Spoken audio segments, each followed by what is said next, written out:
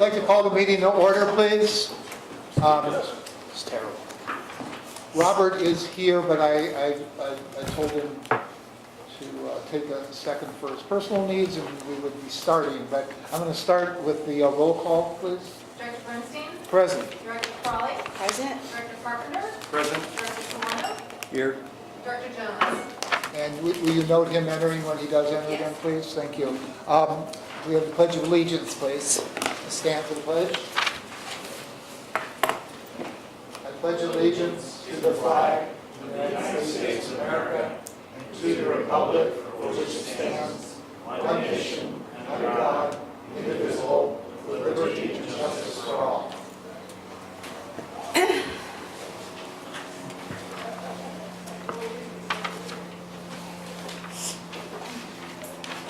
The next item on the agenda is reportable actions from closed session. I'm going to defer that item until number 16. Thank you very much. Yes, for number 16, and I'll report publicly at that time. Public comment. Do we have any public comment?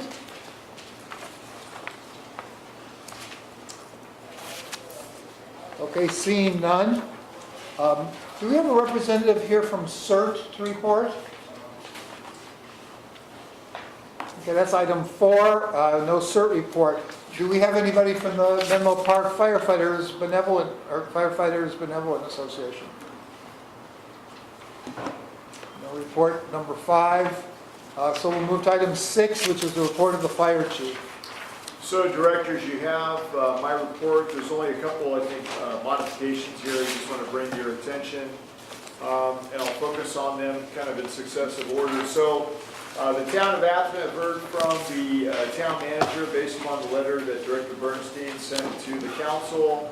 And similar to last year, in terms of having a joint meeting and then topics, we're proposing to meet to set that agenda for a meeting in July, sometime in June or July to do that. I think the later we get in June, probably it's going to be more realistically July at this point. So they have responded to that. So the city of East Palo Alto, similarly, they have responded through the town manager. He contacted me and said that they'd like to have some meeting dates in September to have a joint meeting. And of course, in referencing that, we would also need to have some topics like we have done with the town of Atherton to speak with them about. The city of Menlo Park, I don't want to speak for Director Jones, but Director Jones and I were actually able to have a meeting with our 2 council member liaisons there, so we met with them. That was a good meeting for Director Jones because he didn't really know them and they didn't really know him as the new liaison, but I set that up and so we met. And unfortunately, they have a very full calendar right now, so in terms of a joint meeting, we were not able to get any dates that could be scheduled. I mean, I'm sure he'll have, Director Jones will have something to say in his update as well, but that the concept was floated, but at this point, they were not able to support a date from what we understood. Is that a fair representation? Fair assessment, yes. And then the last one is County Cemetery. I've written in here that we had not heard back. I actually heard back from Assistant Manager Callaghy yesterday, Mike Callaghy, and he had some questions for me, and today I called him back. He had left me a voicemail. I left him a voicemail. I had not gone back to check my voicemail this evening to see if he called, but he was curious about what this was. They have obviously never had a joint meeting before, I think. And there's a lot of special districts or districts in the county, so I think it's probably a little easier for a town or a city, but at the same token, he wasn't against it, at least in his voice message, so I don't know, what the ultimate result would be in that. On Station 6, kind of the good news with the engine here, the crew is able to move in today. I'm preparing a press release, and I know you wanted to discuss that tonight a little bit about when you could do a soft opening. But the next steps, as I was relaying to Barbara here regarding the station, is the crew's moved in. The next steps, because we're out of our cycle by a few weeks, means that we lost our date with PG&E to cut the utilities. So we've applied for a new date to cut the utilities to the home on Hoover Street behind it, because that is scheduled for demolition. It's kind of the key to the rest of the project, so they can work on the existing lot. That would be then, the house would be demolished, and the garage towards the back of that lot would be demolished and make way for a new building, the ancillary building that would be constructed there, the driveway, the parking area, the fuel area, the garbage area, all that stuff would be put in where the home currently is, so that the fire apparatus could come in from the back of the lot, which is what we had wanted to do to make it safer, but up until that point, they'll still need to back in on Oak Grove Avenue.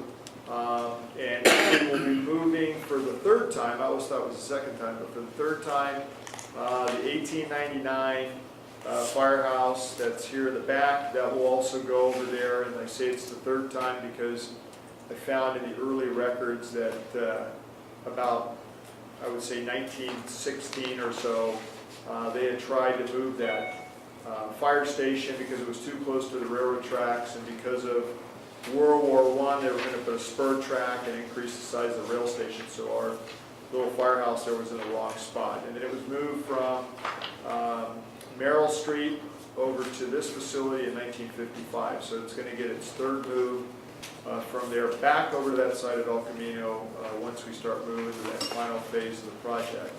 The station has a conditional opening. There's still some issues they're working out. I think John said his punch list was down to 10. We're just waiting for the city to approve a few other things, but they did allow us to move in. They did allow us to start to operate out of there. They had their first call out of the station today.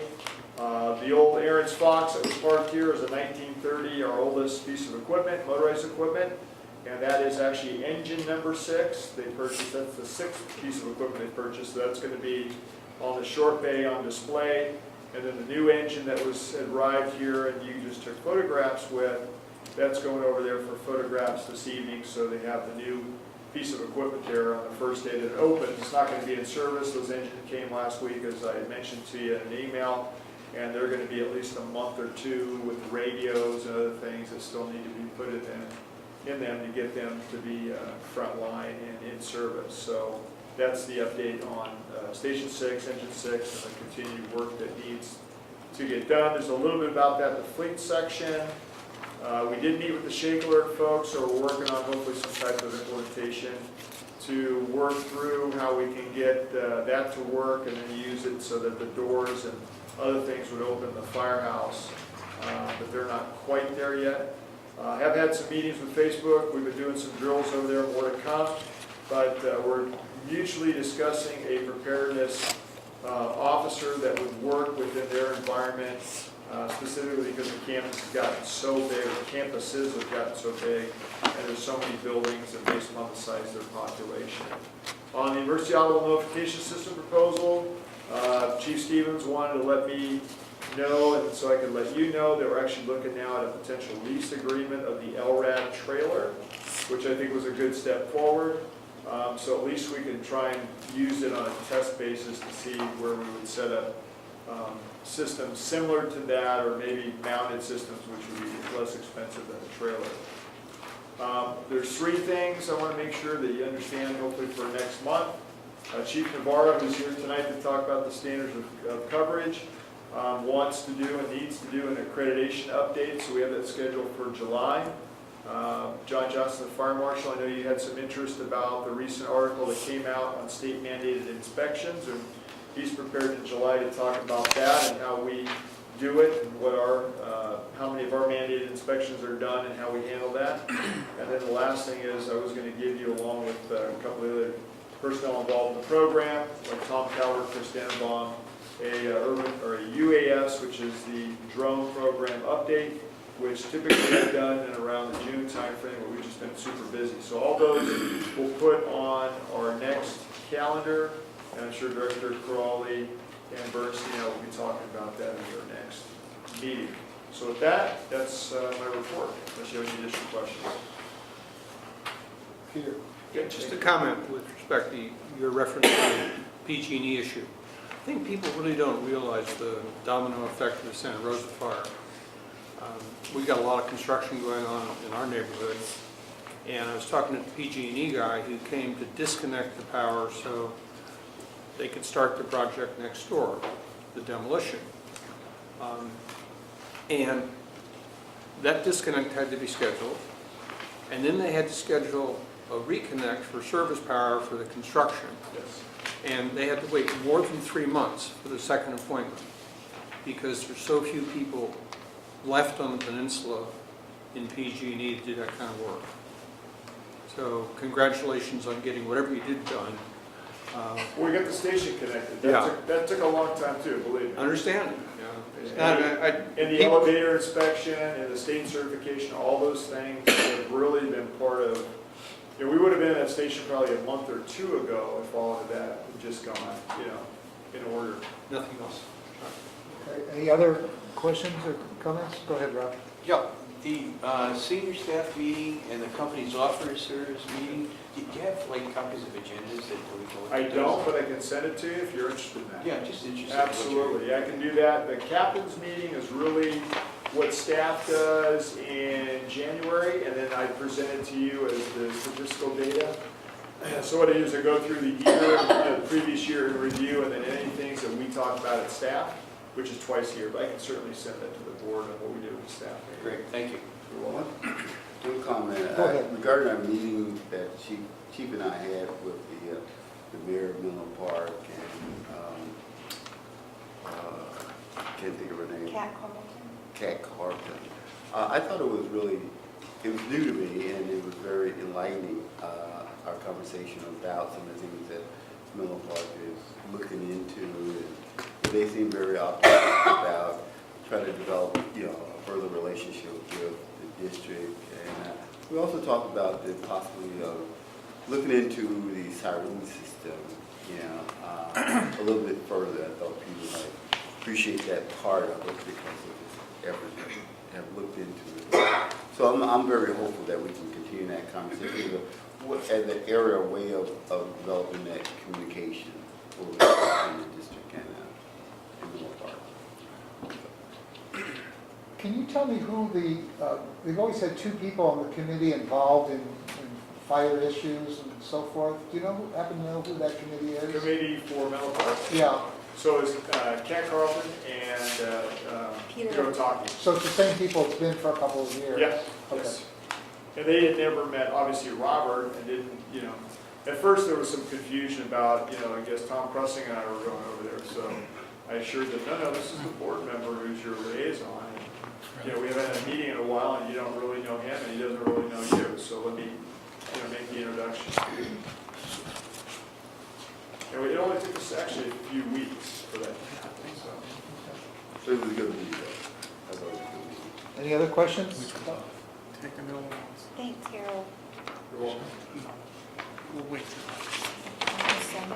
Okay, move please to number 7, which is an overview of the Government Emergency Telecommunications Service. And just by way of background, this is something that I asked for. We all received at when the alerting system was previewed, we received from Ron an envelope that had a telephone card in it. I read it thoroughly, but I was still confused about its purpose and so forth. So I just wanted you to enlighten us on this system that you gave us access to. Sure, I appreciate the opportunity to give you an overview on the GETS cards. So for all elected officials on the fire board, I'm responsible for managing not only the town of Atherton's, Menlo Parks, and East Palo Alto's GET cards, but the districts. These GETS cards, they look like this. I've handed the information out to you with an introduction letter as far as what it's used for. It's a government emergency telecommunication card that gives you high priority access when the lines are congested during an emergency. This card's to be used for official purposes in your roles to coordinate or work with any of the cities or getting any official updates from the fire chief. If the lines are congested, you can't make a call. This is the card that you would utilize in an emergency event. I did some research on this. GETS has a great video as far as publication, as far as an orientation on the card that I'd like to just give a brief overview on, and then I'll take any questions on that. Hey, Ryan, you want that question? GETS, first off, is for Government Emergency Communications Service, and it's a custom calling card. And with the use of the custom calling card, you can place a call in a public switch network. The card gives you a call while in service in the network. It's vitally important as you see September 11th, 2001 with the attack on America, where it allowed significant priority access for over 10,000 phone calls with over a 95% completion rate at a time when the networks were saturated and nobody else could get through. I found myself on the streets of Washington, D.C. trying to communicate with my home office 3,000 miles away. There were folks ahead of me trying to use the phone to make contacts with their families and their offices. Those folks who were in line could not get through. It was a very frightening situation. So when I was able to make a connection through the payphone with the guest card, it was a great feeling of relief. During the Nisqually earthquake, which occurred in February of 2001, our phone systems were overloaded. Immediately after the earthquake, the governor came to the State Operations Center. He needed to talk to the radio stations to talk to the public. He was unable to get through on the overcrowded lines. So I said, sure, let me try a minute. I pulled out my GETS card, and I dialed right through and handed it on to the governor.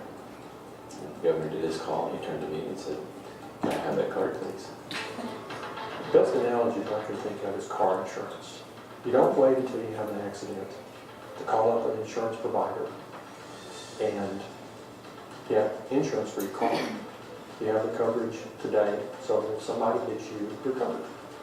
GETS is like that. Having a GETS card in your pocket is just another way of knowing that you've got reliable communications capabilities wherever you happen to be.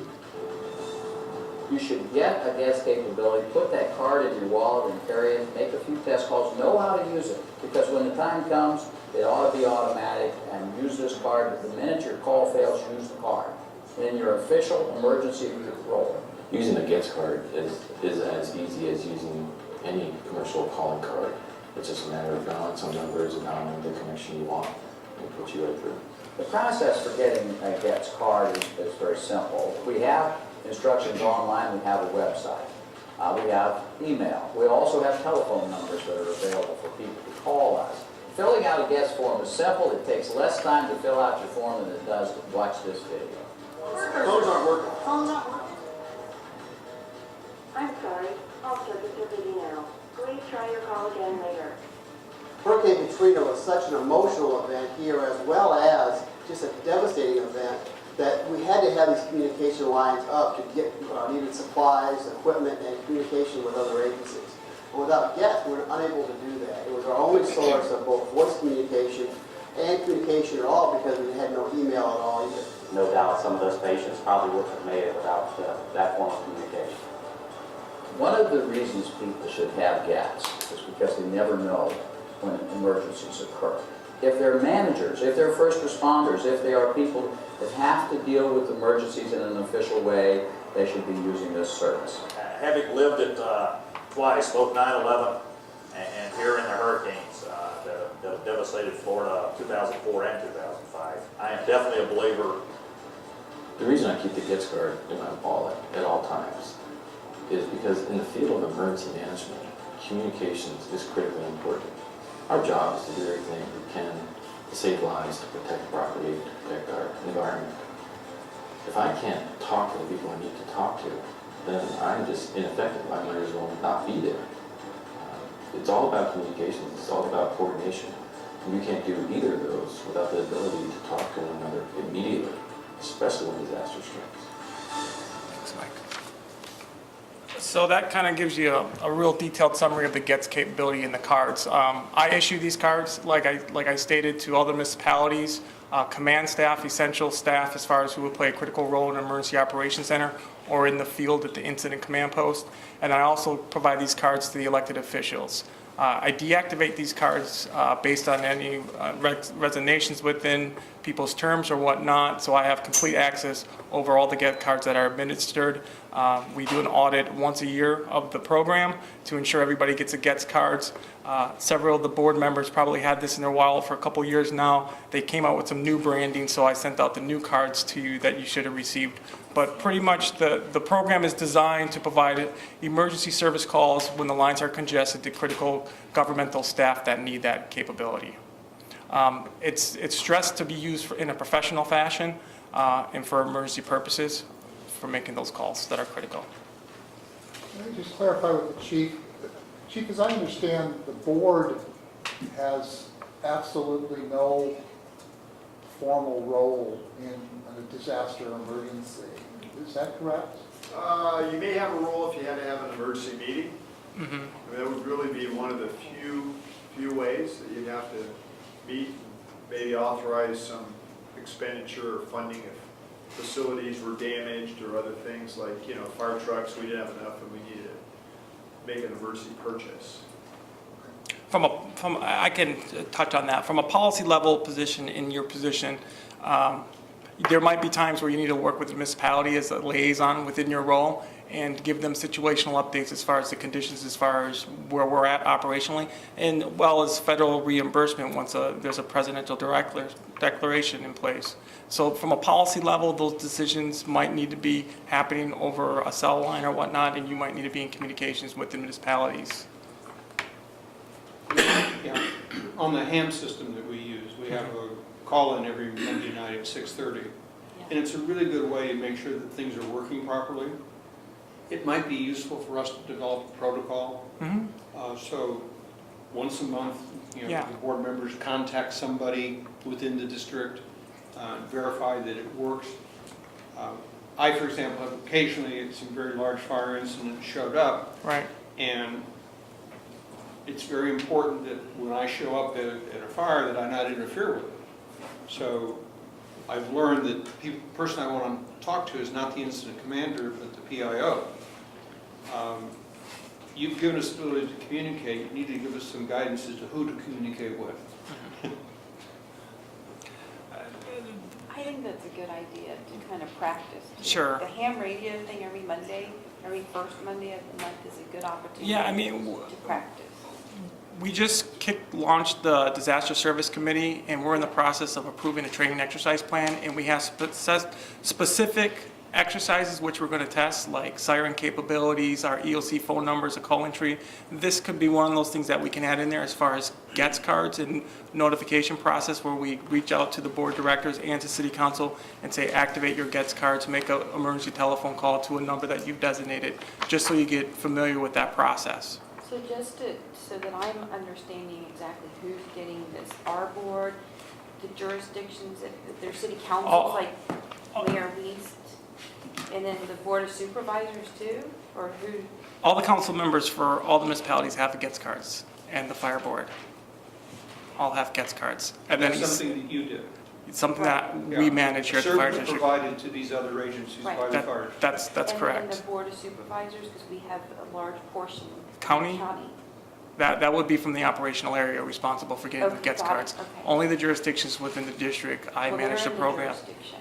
I mean, they're in The county, but Okay. yeah. Okay, thank you. I actually like to refer this to the Emergency Preparedness Committee. Would that be all right? Just to see if there's Sure. to address Peter's comment and anything else about either the practice or use or policy. Yeah, no, I think that's great. I mean, nothing prohibits us from developing a protocol, essentially, how our fire board utilizes GETS. That's something that we can put together as far as structure and when you would use it, and how to use it, and who you would contact. So that's, Yeah, and I want to clear that I'm not supposed to use this to call my wife or call my kids or something like that. understandable. Okay. Thank you very much. Sure. Okay.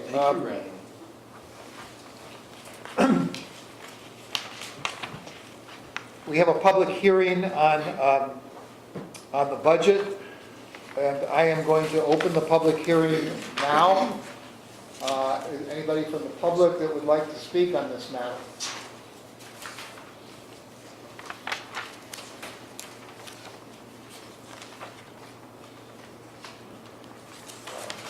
Hearing none, I will close the public hearing. And I'd actually ask somebody to make a motion to adopt the budget. I'll second. Been moved by Peter and seconded by me. Virginia. Item number 9 is the budget, and open for discussion. Robert, I'll start with you. Did you have anything on the budget? Rob? No. Virginia? No, I'm going to talk about some of this in another item. No, not for this. Peter? Yeah, I want to first extend a note of gratitude to the staff. People don't appreciate, the citizens out there don't appreciate the time and effort it calls for to put together this detailed a budget. And it's been out there for public comment. I think the absence of public comment speaks to the professionalism and competence of the budget proposal. And I would also note that in contrast to other jurisdictions, there's a considerable amount of time between when we publish our budget and when we approve our budget. So the public truly does have an opportunity. One of the local jurisdictions has got 2 meetings next week on their budget. So the budget won't even be finished until the first meeting, and then 3 days later it's going to be approved. So I think, thank the staff for a job well done.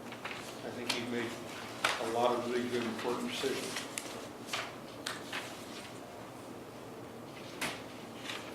Okay. I would just like to ask, I guess Kathy or something, the chief, could you just address, I know it's been said that the marketing program for CERT is included in the budget.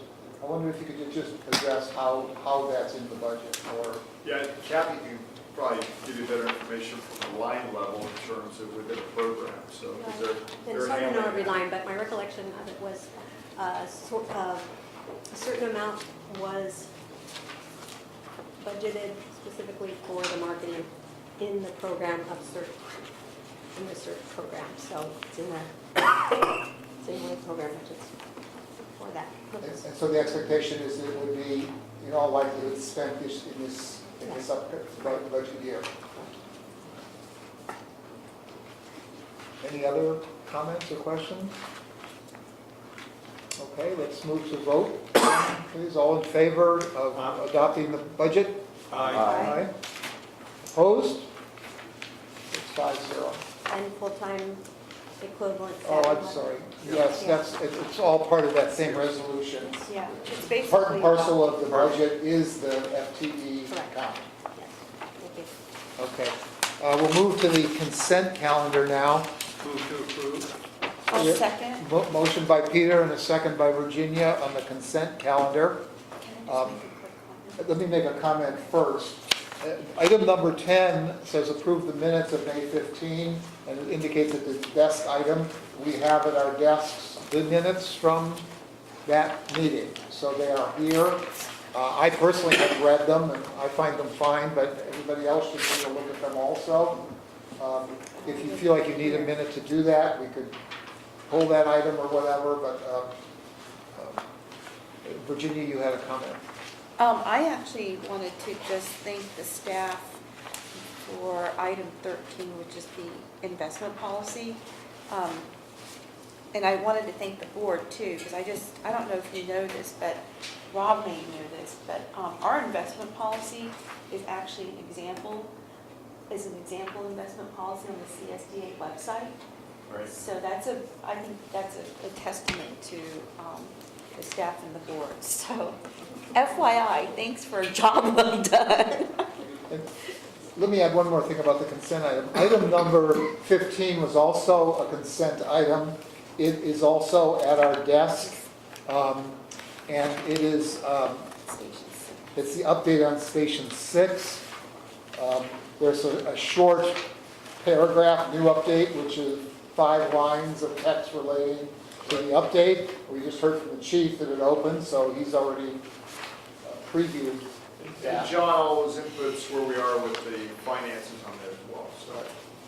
So those are items 10 and 15. Can I Peter, Can we comment on something before we vote on I don't know. it? Okay, forget it, it's not finished. I- On what, on That's this what we report? have been doing, so why don't you go ahead? On the Station 6 thing, I think it's just good historical fact to just look at the evolution of that, when the staff came to us, and how much this thing actually cost to build. People just don't really appreciate the cost of construction. And as a public agency, I think we've done a very good job on this. But we need to recognize that every time we defer construction of the station a year or 2 or 3 years, we dramatically increase the cost. And there were a number of hiccups on the way to getting 6 in place. We don't need to talk about those, but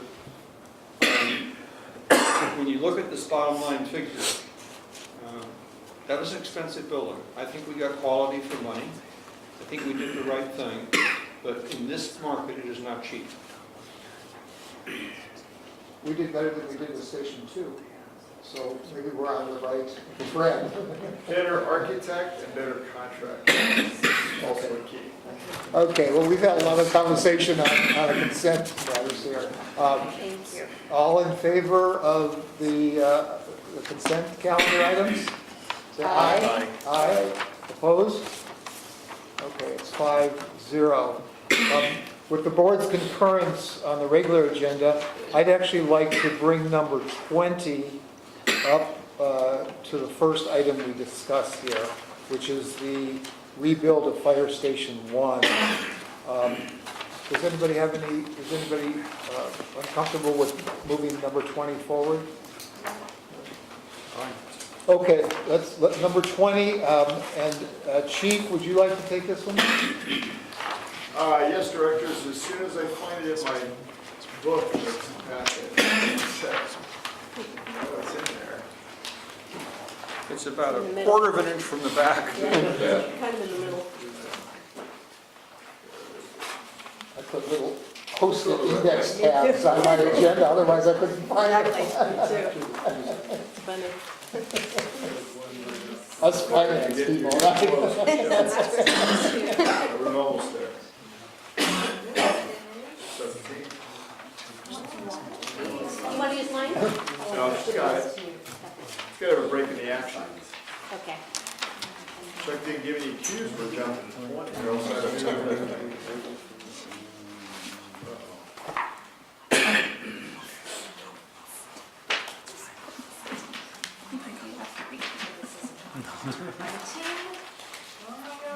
You're almost there. Here we go. Thank you so much. Okay, number 20. So a little background, obviously we talked about Station 6 and then before that Station 2. So we're at that point. We're at that point where as we wrap up Station 6, we start to look at what's next on the priority list. And obviously the board had made a decision that Station 1 specifically was on that priority list for the next major project. So we've already started to do the work. We brought in an architect to look at what we could do. As you know, we purchased the lot next door from St. Patrick's Seminary. That's pretty much 99.9% done. There's still a few little things that need to be done, but that was for an extra acre of land. In phasing this, which is kind of how I would say we've done on really every one of the projects, we want to start on the back end of this lot, which is the training tower, a new meeting, training, classroom, boardroom, and then hopefully, as recommended in here, a separate standalone emergency operations center. To what Ryan brought up earlier and what he's already doing with our local jurisdictions, we would hope that the town of Atherton, the city of Menlo Park, and East Palo Alto would all be participatory in one emergency operations center that would be out of here versus everybody having their own substandard facility, which is not, we think, in everybody's interest. So we have done a scoping at a pretty low level or high level, depending on how you want to look at it, in terms of what a station build will look at. I know the directors in the Strategic Planning Committee meeting discussed, could we beef up a one story to prepare for a second story, which we can do. We also discussed sub-level parking, because based upon having a classroom and training facility, all the spaces would probably be taken up in a yard if we were to have to do that, so that means the main station, if we were to add more floors, would need some type of subsurface parking area. That starts to get expensive. We have not done any analytics on that, but we certainly could if we needed to. Kind of the most important thing, at least from what I saw in here that we wanted to look at, was the options at the end. And that was, again, that was the Operations Center was option 1, and I wrote why it was important. Option 2, to move the annex building next to fire administration. Believe it or not, that building is one of the few that are left that was built in the late 1800s here in Menlo Park. And the thought process there was to put it at the back corner of the lot on what's now or was St. Patrick's Seminary land, across the street from the last home on Santa Monica, so that you would have a house for a house look on the street, and it would hopefully block any kind of sight line for the neighbors if you put in a training facility. We're looking at 4 to 5 floors on that. Preserves the old building, moves it over, could be used for a chief's house or accommodation or a meeting facility, whatever we would choose to do it with it.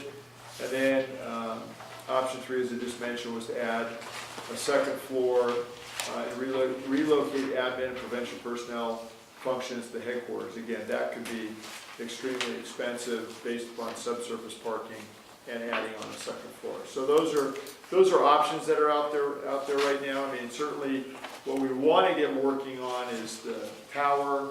What we want to get working on is the classroom training facility. Those are the things that we can build without having any impact to the current facility. And certainly the tower and training facility that we have is not conducive really whatsoever. The new one would be a 360 type of training tower is what we're looking at, so you could drive all the way around. It could be used for multi-company evolutions, and I would hope we would never locate any type of cellular towers on it. We're down to 1 from the 3 that were on this site, and there's nothing at Station 4 anymore either. So I'd be happy to answer any questions. I don't know if Director Bernstein wants to talk about, or Director Jones, the strategic plan. I'd like to address what the committee did with this, and I was acting chair of both committees. Let me just take it from the kind of finance committee standpoint. We did almost nothing on this, but it's clear, one, right now, we don't have the money to do this. I mean, it's something we want to do, but right now we don't have the money to do it, nor do we have a budget, nor are we going to be able to vote on any strategy today, because we simply don't have that. So this was informational. Basically, I think the costs were kind of staggering. This is the equivalent of really 4 Station 6s, and you say, wow, really? Maybe we need to rethink it. So that was kind of the original immediate reaction. The Strategic Planning Committee looked at this, and I think we wanted to keep a bunch of options open. We wanted to make sure that we built this to last for 50 years, and what might happen in staffing configurations and so forth. There was some concern that I don't think I was aware when we bought the annex that we were buying a historic property, but I think the fact is we have bought a historic property and that we need to be good stewards of it, and that preservation is something that Menlo Park has done a terrible job of, and I think we have an obligation to try to do better. Unfortunately, and there's some expense in that, and we didn't have a better answer, but I think there was a sense, at least from myself and other people in the room, that it would be a good idea to look very hard at doing what we could to preserve. In terms of the options, all of them seemed possible. I think we wanted to explore them all. And so, again, this was kind of not a report that ends the matter, but a report that kind of opened up the matter. But Robert, since you sat in for Director Carpenter there, could you add any comments about this item at all? Other than, I think it's important that the chiefs give the flexibility to move forward with whatever design and approach to developing this particular site and not connect it with anything else. I know there's 3 options here, but I think a lot of it is going to be driven, the overall budget for is going to be driven by either the cost you got in the next 2 years versus the cost, overall cost in the next 10 years. It's going to take 10 years to complete the numbers will change. It will get bigger. So whatever we can do in the immediate now, that can save us money later if we try to defer everything to 10 years down the road or 8 years down the road. Some things, improvements may not impact the overall operation of the station right now, like the lower corner, getting started with that and phasing it in to the front of the building on Main Street. So I wanted to take that into consideration as we think through this, how that the cost now are going to impact the cost. What we do now is what's going to impact later on, 10 years down the road. Let me just take your question with the chief. You are proceeding with design at this point, right? That's not being hindered in any way? Yeah, so there is a design, a rough design through an architect that we brought on board for a 1-story drive-through with 3 through bays and then 1 back end. So it's essentially a shorter bay like we have at Station 6 for a command vehicle or small rescue. The other would be drive-through bays. Everything's single-story. You know, we've done some basic work on it. But to Director Jones's point, what I tried to bring up at the committee meeting is it was easier to focus on the back simply because the only reason we did the station was because we wanted to make sure that if we built the station, which obviously we wanted to do at some point, that the throughput in here would be adequate. So where the tower was located, there'd be enough room to drive in the back of the firehouse. And some of the things that we see now, we wouldn't repeat those types of mistakes. There'd be enough room. In terms of your authority, you have the authority to be continuing with that architect, to be exploring ideas. Right, I think what we can do at the next strategic planning meeting is show you the draft design that we have. I just want to make sure that as we're sitting in the room, we're throwing around some of these concepts, and I want to make sure we're also going down the right path. Okay, Peter, I'm aware you have, I want to start at this end this time. Did you have any other comments, Robert? I was going to mention that I think that would be very helpful, the visualness of it, if you got the schematics along that line. Yeah, you can see it. You can see it. Okay. Rob? Yeah, I have 4 things.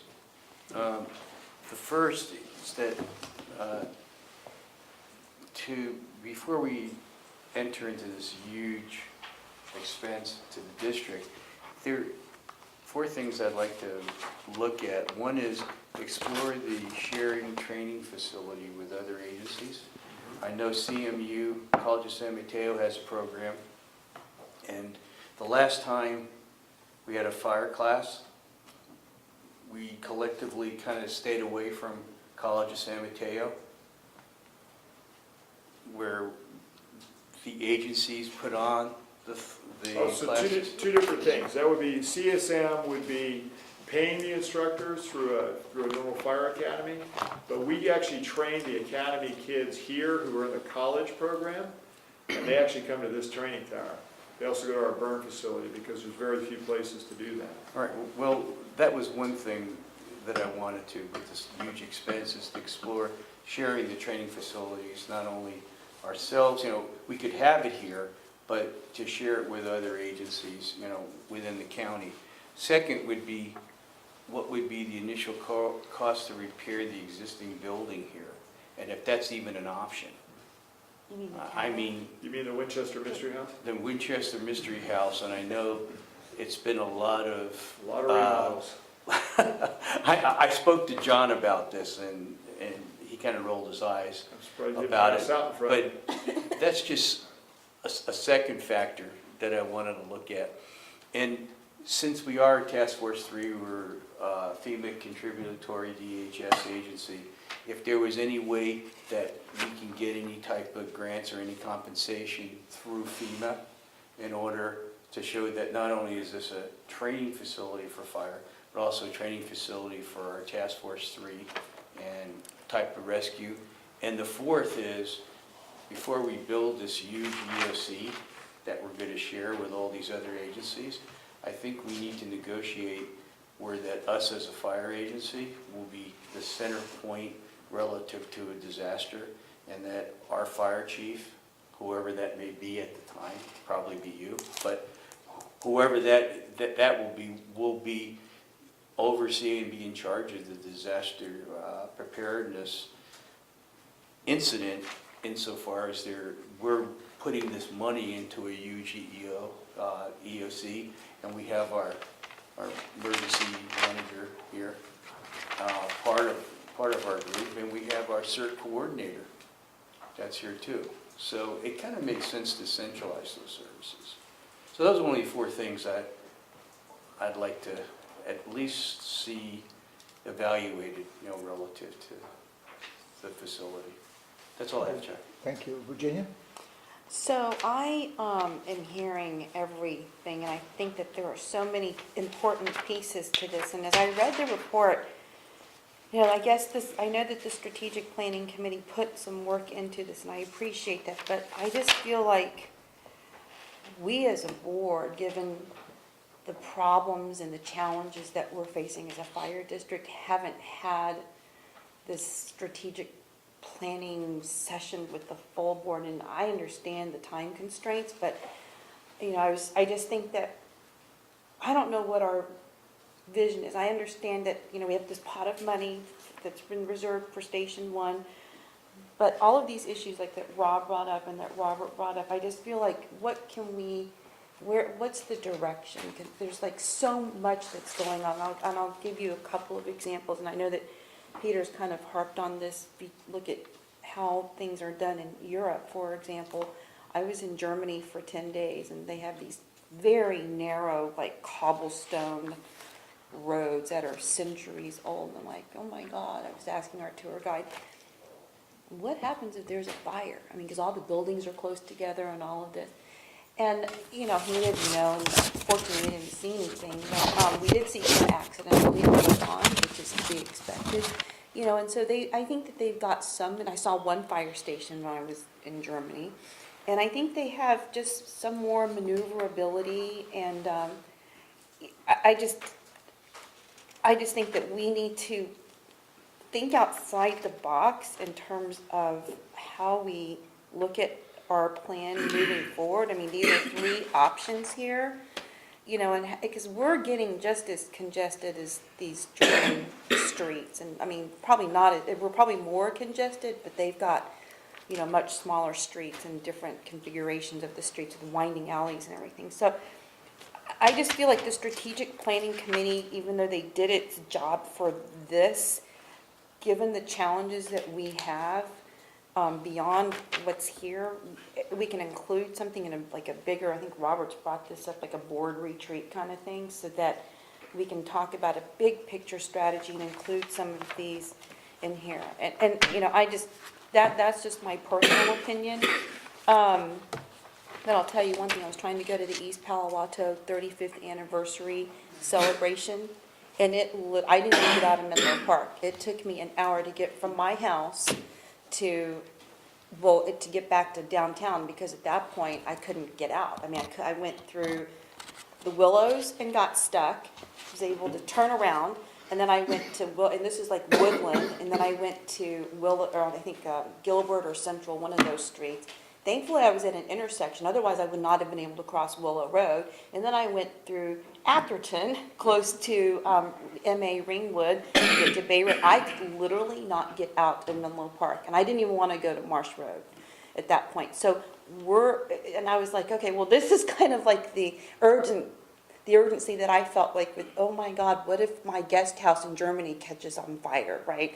And who's going to get to us? It was that sense of, what can we do in terms of first response and timing of all of that. So I just feel like this is one part of an overall strategic plan that I think that we should have in terms of the board taking this and not just a committee looking at this. But again, I'm 1 out of 5, but I think we need to take a bigger picture look at not just this, but other issues that maybe we can contribute money to, given our very healthy budget.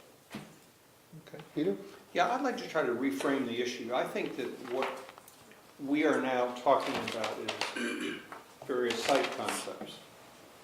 And once we agree on a site concept, then the staff can come back with a specific sort of proposal as to how to move forward.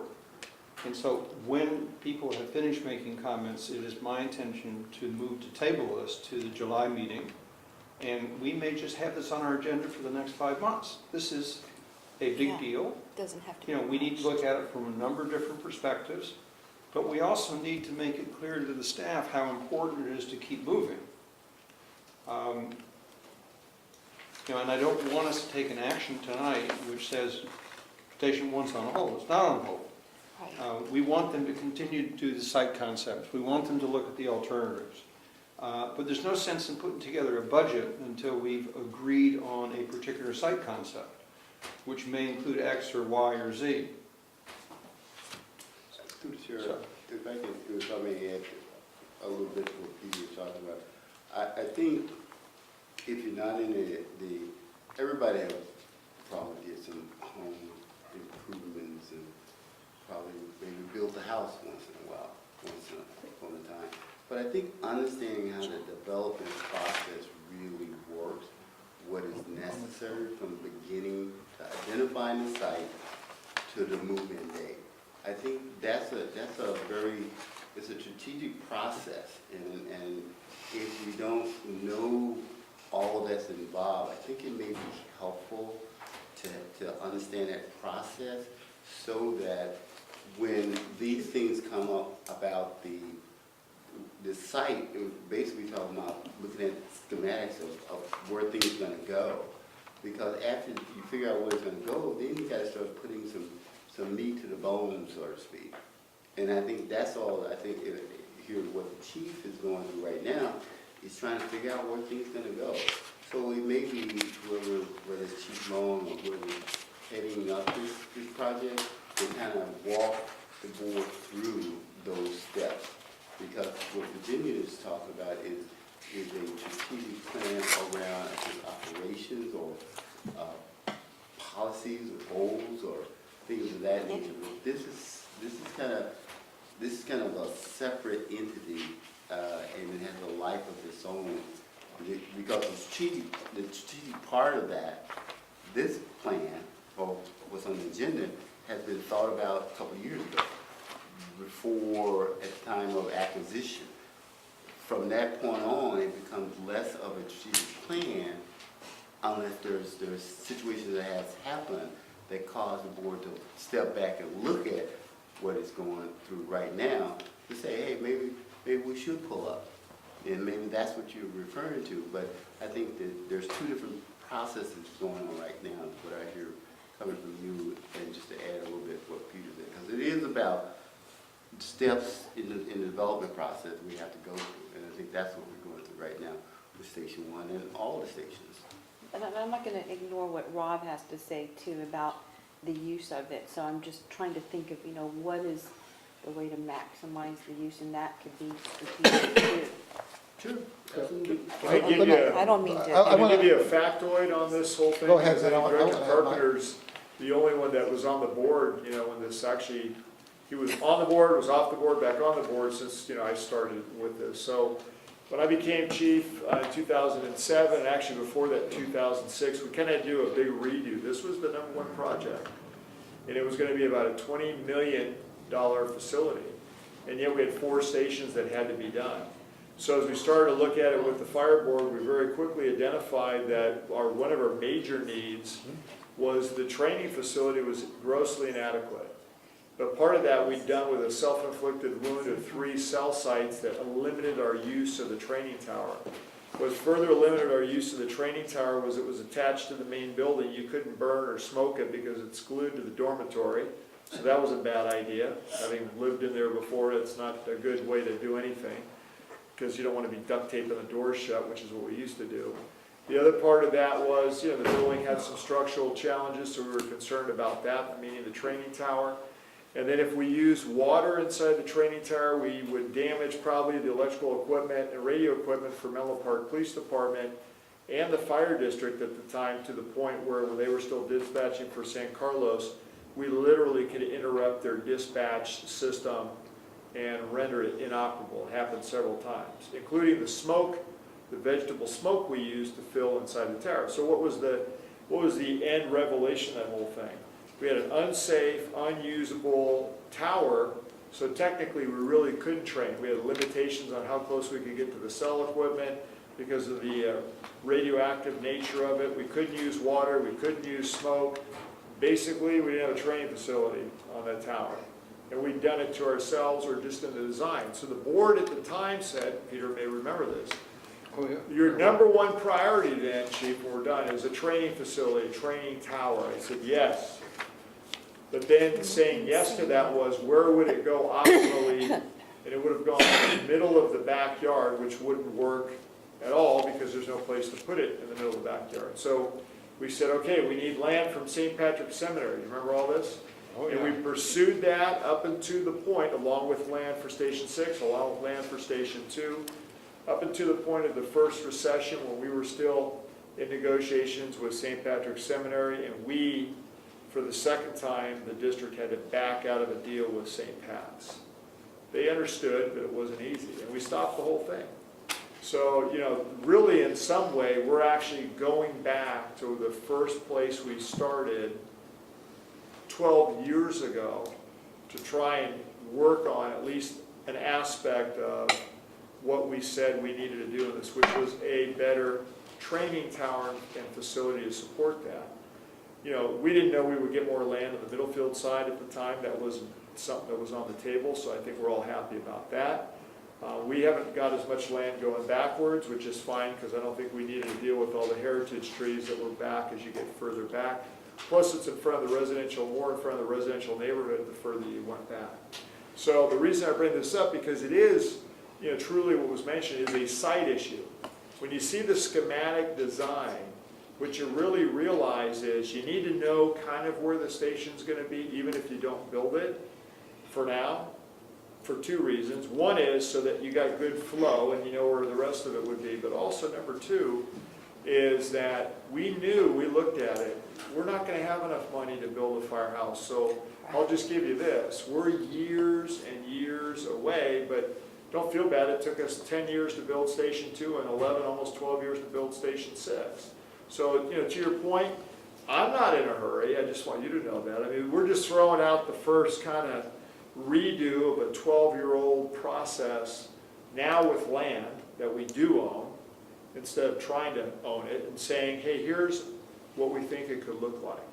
But I would say within that project, the priority should be the back on virgin soil, simply because that's going to be a heck of a lot easier to work with than rebuilding the Winchester Mystery House or even dealing with some of the aspects and costs associated with that. And so I would say, like the other projects, we phase it because there's the doable and there's the much more difficult, including where's the money coming from. So, Peter, before I take it, I want to have my comments, and then I'll go back around.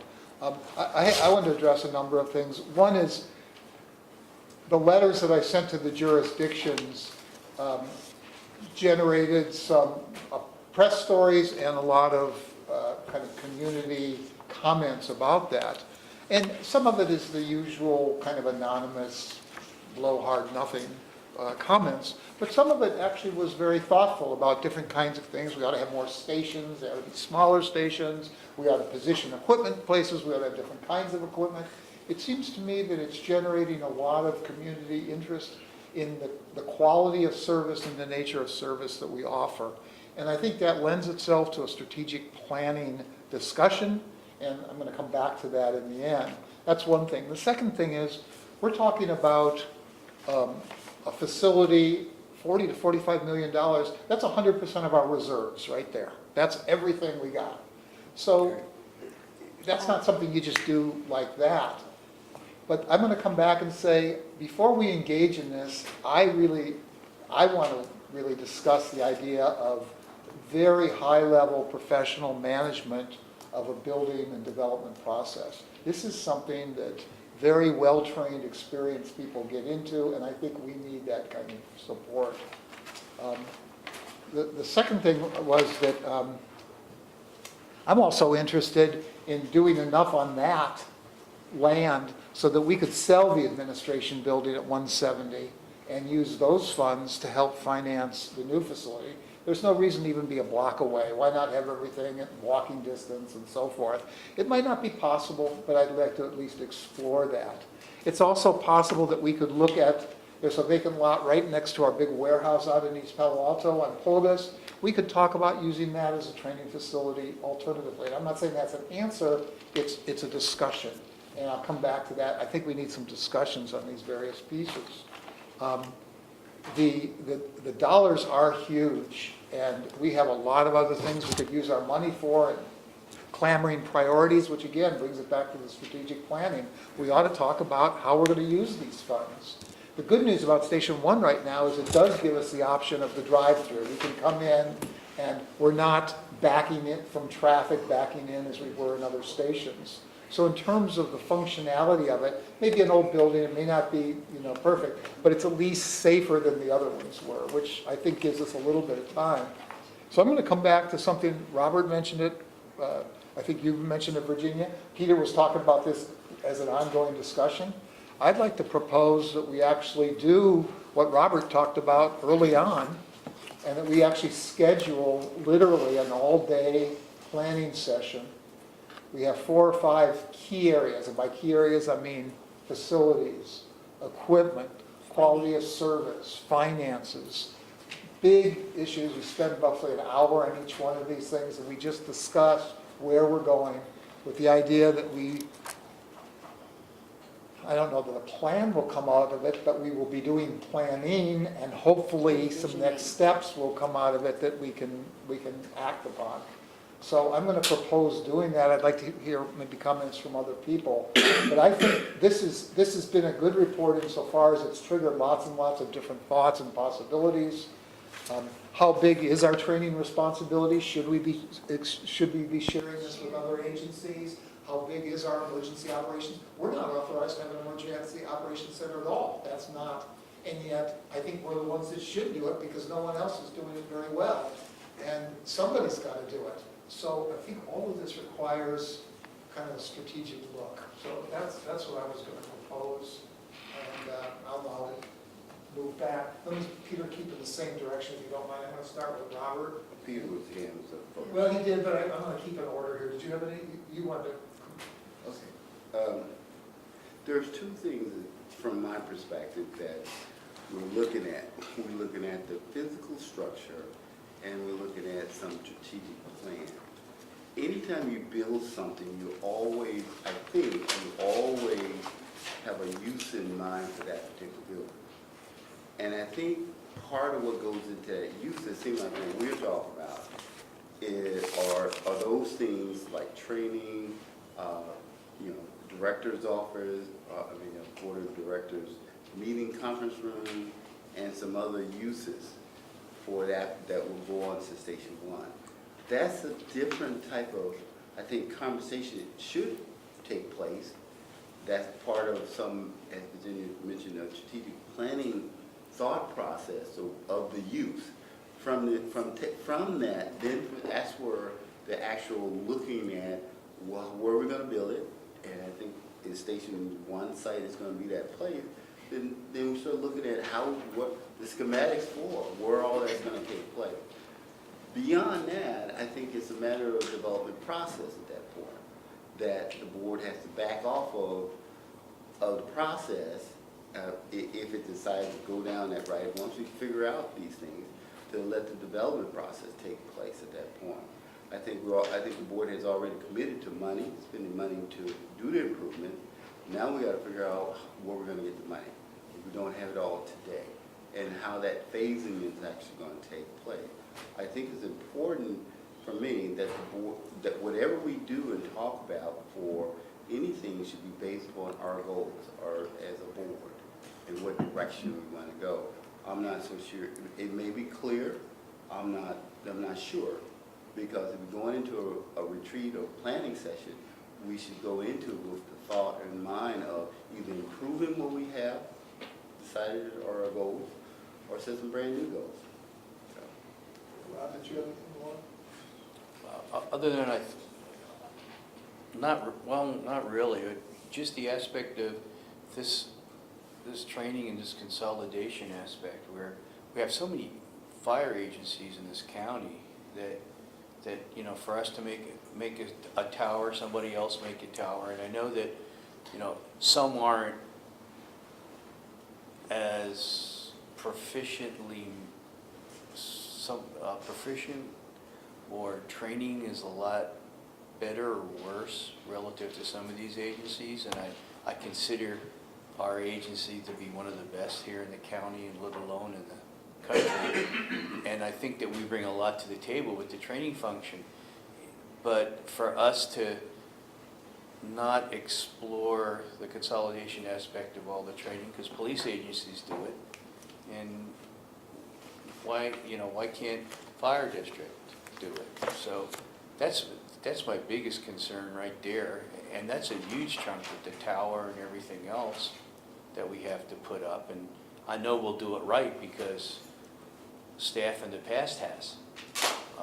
I don't know if we want to consolidate with other agencies that aren't going to have our level of training and expertise, to put it a nice way. And I think, you know, there should be some way where FEMA should fit the bill for some of that, because we're going to use it as a training facility for people that are cross-trained as Task Force 3 people. So I've already said enough. Thank you. Virginia? I don't have anything. I, again, just want to have a bigger picture look. Yes. Peter? Yeah, very healthy conversation, and what I would propose we do is provide guidance to staff that we segment this into sort of 3 phases. The first phase would be making a board decision on site utilization. You know, we now have a large piece of property, and if we were only dealing with Station 1, it would be a different process. But we basically need to zone our property and say, this portion of the property is going to be reserved for Station 1 when and if Station 1 is replaced. So we know we've got enough space to do that. The rest of the property will be for non-Station 1 activities. Could be training, could be admin, could be a variety of other things. And then Station 1 rebuilding will be the 3rd phase of this project. So tell me, the first phase was site utilization. What's the second phase? Non-Station 1 activities. Oh, okay. So not just training, but all the other things we've talked about. We sort of get locked in when we're sitting here looking at Station 1, thinking of this as being the Station 1 site. It's 2 different functions. You know, that station is 1 of 7. And we happen to have other activities that we'd like to put on the site. The chief made the critical decision. The last thing you want to do is to use the rest of the site in such a way that when you get ready to rebuild the building, you don't have the options you want to have. So it has to be somewhat of an iterative process. And having said that, you know, I would move the table as to the July meeting. What's number 3? 3 is Station 1 itself. So we do non-Station 1 activities, and then Station 1 itself. But let me ask Tim. Tim, since there's no motion on the floor or anything, do we need to table it, or do we just bring it back as an item at the next meeting? I think what you can do is, I think there's direction to staff, and then bring it back for further discussion with the board. That's fine. I mean, that's. Yeah, I just don't want a signal to go out that we want people to stop thinking about this. We want them to think about it, but I think what's come out of this is a very clear need to separate the Station 1 replacement for what we do with the rest of the site. So let me summarize it. Chief, my question earlier about you being able to continue with the design work and so forth, I'm understanding that you feel you have the authorization and budget and whatever to continue doing some design things, and that will continue, because the sense is that we don't want to stop that at all.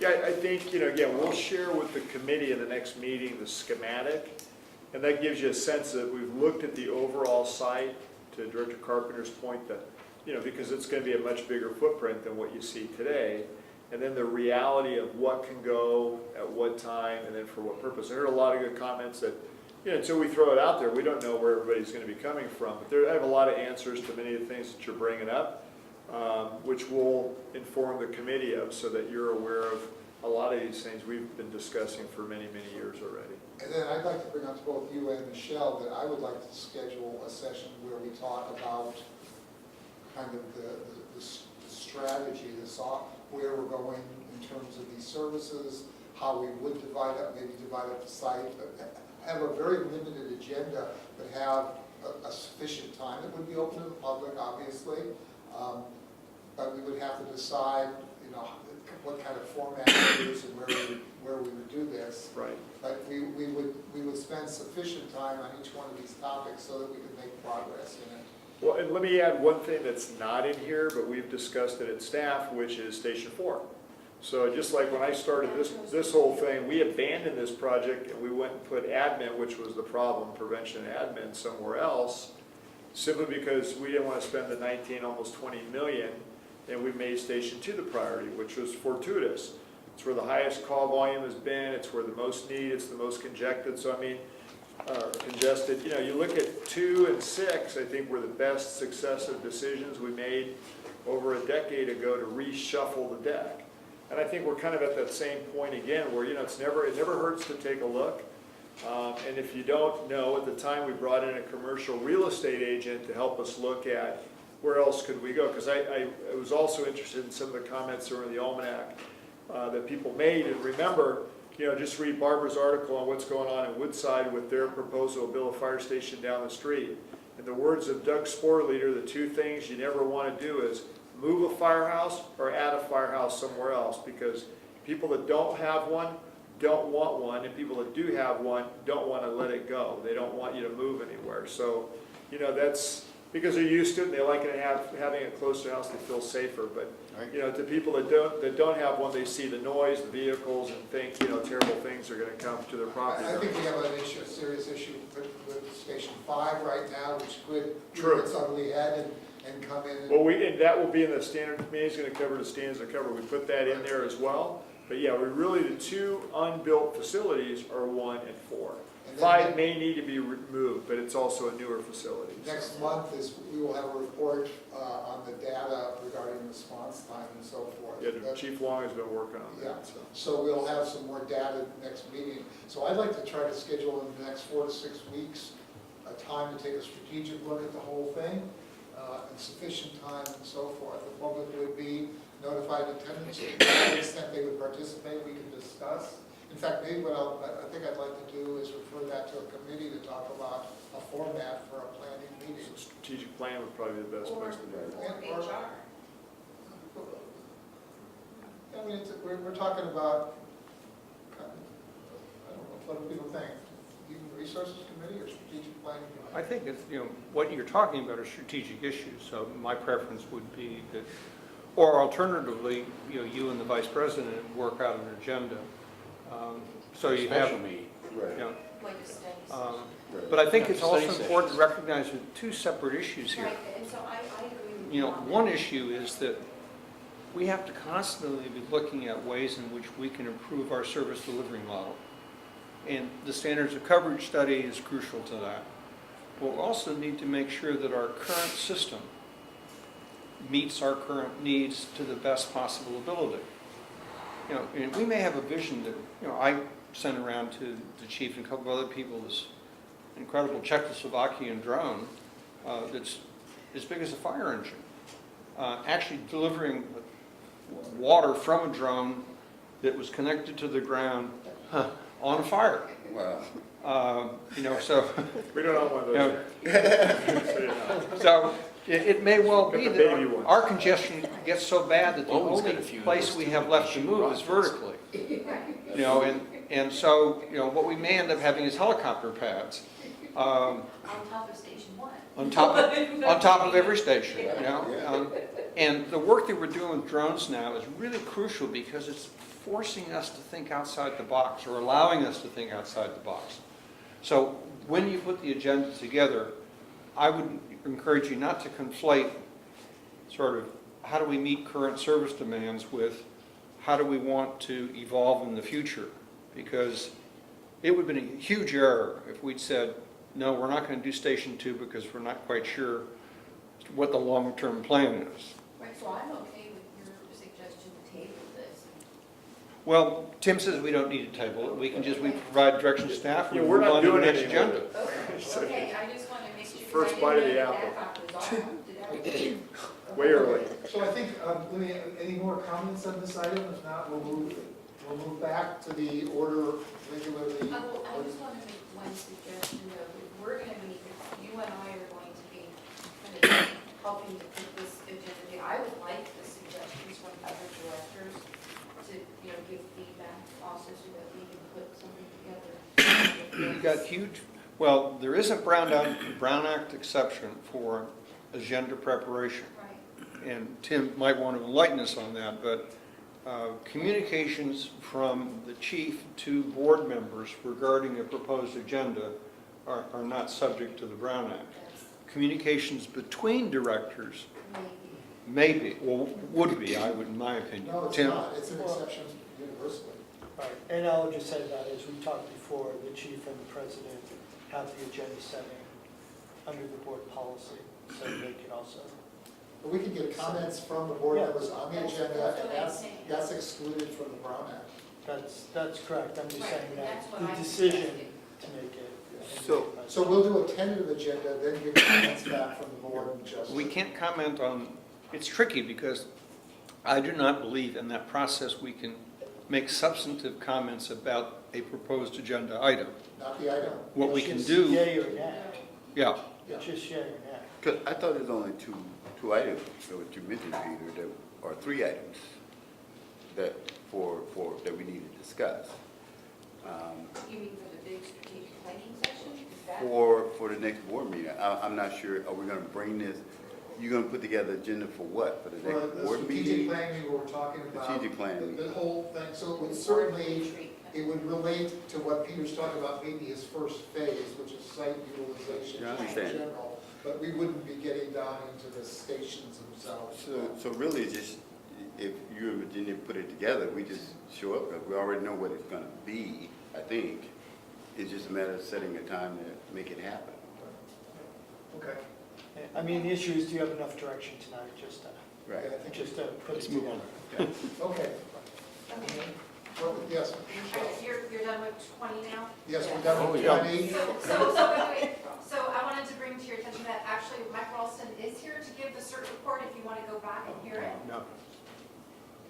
I want to do Just that. letting you know, he doesn't have to provide it, but I just wanted to let you know he is available if you wanted to hear that. But that's, Can you do it in about 1 minute? So I'm going to lose a director soon, and We have Do it in 30 seconds, so I don't have to do it. No, just give us an update, maybe, like, there's a critical date this Saturday, and if you would just give us an update on that, I appreciate it. May I proceed? Please. Okay. Thank you, directors, and again, apologies for the change in timing here. I didn't realize this, but on behalf of Tom Russing, who was normally keeping this report, one item is that we've had discussions in the EPREP committee where maybe going forward, we consider for this report will be given to the EPREP committee and then reported out through the EPREP committee chairperson. That hasn't gone into effect yet, so I want to make sure that you weren't expecting a report that wasn't there. Second item is the EPREP committee, along with the CERT leadership, myself, Chief Stevens, and Tom Russing, who's the chair of that board. We're all discussing the future direction of the CERT program, and we discussed having a strategic plan study session, which would involve the members of the EPREP committee, Chief Stevens, and myself. And I believe that's a good idea, that we're moving forward on that. The date hasn't been set for that yet. Program update. The only things to point out is a little bit of our second CERT Academy for the year. Academy's going very well. A lot of the material we've had has all been now organized and put on digital format. We have that. We're not getting the signups that we'd like, despite double down renewed efforts. So we're looking at some different strategies that we're talking about here. And finally, we have upcoming events. We have a large Menlo Park Community Emergency Drill, our second drill of the year. It should take place this Saturday on the 23rd in Fremont, Camp Fremont Park, which is on Santa Cruz Avenue. it's looking like we expect close to 100 people there. Should be a good turnout. We're having people from several agencies, chief officers, that sort of thing. We should have some press. We'll have the drones out there flying, and our communication team will also be out there participating in the field day. And we have our get ready classes, another one coming up this Thursday. So unless you have any questions, that's all I have. Questions? Thank you. Thank you.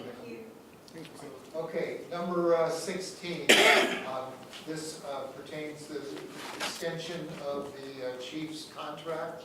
Do you have language for me? Sure. So, I was going. Oh, you want to read it? If that's okay. That's fine. I'm sorry. I can read my notes, but Okay. I'm not sure if you can. This is my report out from. Well, actually, can I address that? So where we're at is that given the positive performance review of the chief, then in open session, the board's going to consider the terms of extension of his contract that I'll orally disclose in compliance with state law on executive compensation. So here are the terms. Let me first say, we discussed it. I think there was, I think the consensus that the chief had been doing an excellent job. We felt the chief wanted to stay on, and we are delighted to have the chief stay on for the next 3 years. And so that was something that we're grateful that he's interested in doing that, and we wanted to take advantage of that. So that's by way of introduction to, we voted to approve, in theory, conceptual contract terms, and you're going to disclose those in a moment. And we're going to proceed with a new contract effective July 1, 2018. Peter? I'd like to make a motion to approve the proposed. And I actually need to just first make an oral report of the terms, and then you can make a motion based on. The motion was going to include the terms. But, you know, if you want. Okay. Let him just say the terms, and then I'll call on you to make the motion. Sure, okay. Go ahead. And I'm Go ahead. sorry, it's just the way. Please, go ahead. It's a It's nuance all right. of it. Go So ahead. just to make the oral report as required for executive compensation. So these are the terms relating to salary, compensation, and benefits. Extend the term, and so what we have attached to the staff report is the existing contract. So I'm talking about changes to terms of the existing contract.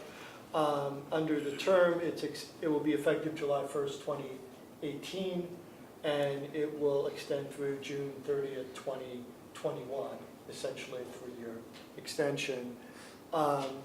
The salary proposal is for year one to be $281,000.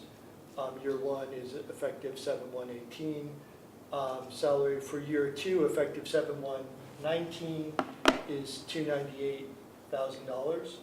And year three, effective 7/1/20, is $315,000. There is a existing at-will employment term in the contract that says that the chief serves at the pleasure of the board, and that contract can be terminated. And the last part, and then I'm done, is that the existing contract has Section 7 on benefits. There's no proposed change to those benefits as stated in the existing contract. Sorry, Peter, go ahead. Peter? I'd like to approve the terms as presented by council. I'll second that. Okay, it's been moved by Peter and seconded by Virginia that the contract be approved as stated. Discussion. Peter? Yeah, some of these things are not apparent to the outside world, but Virginia and I were designated by the board to serve as a subcommittee or an ad hoc committee for this. And, you know, there's been a lot of work on the part of HR and legal, et cetera, in getting to where we are today. A lot of conversations with the chief. This is not a contract that just suddenly sort of created out of nothing. You know, we worked very hard to try to understand what was in the best interest of the district, what Harold wanted to do. We want to recognize his superior performance. but we also need to recognize the constraints that are placed on us by our budgets and by public perceptions. The direction we're going, I think, in terms of our facilities, our union contracts, and this are all really trying to keep things moving.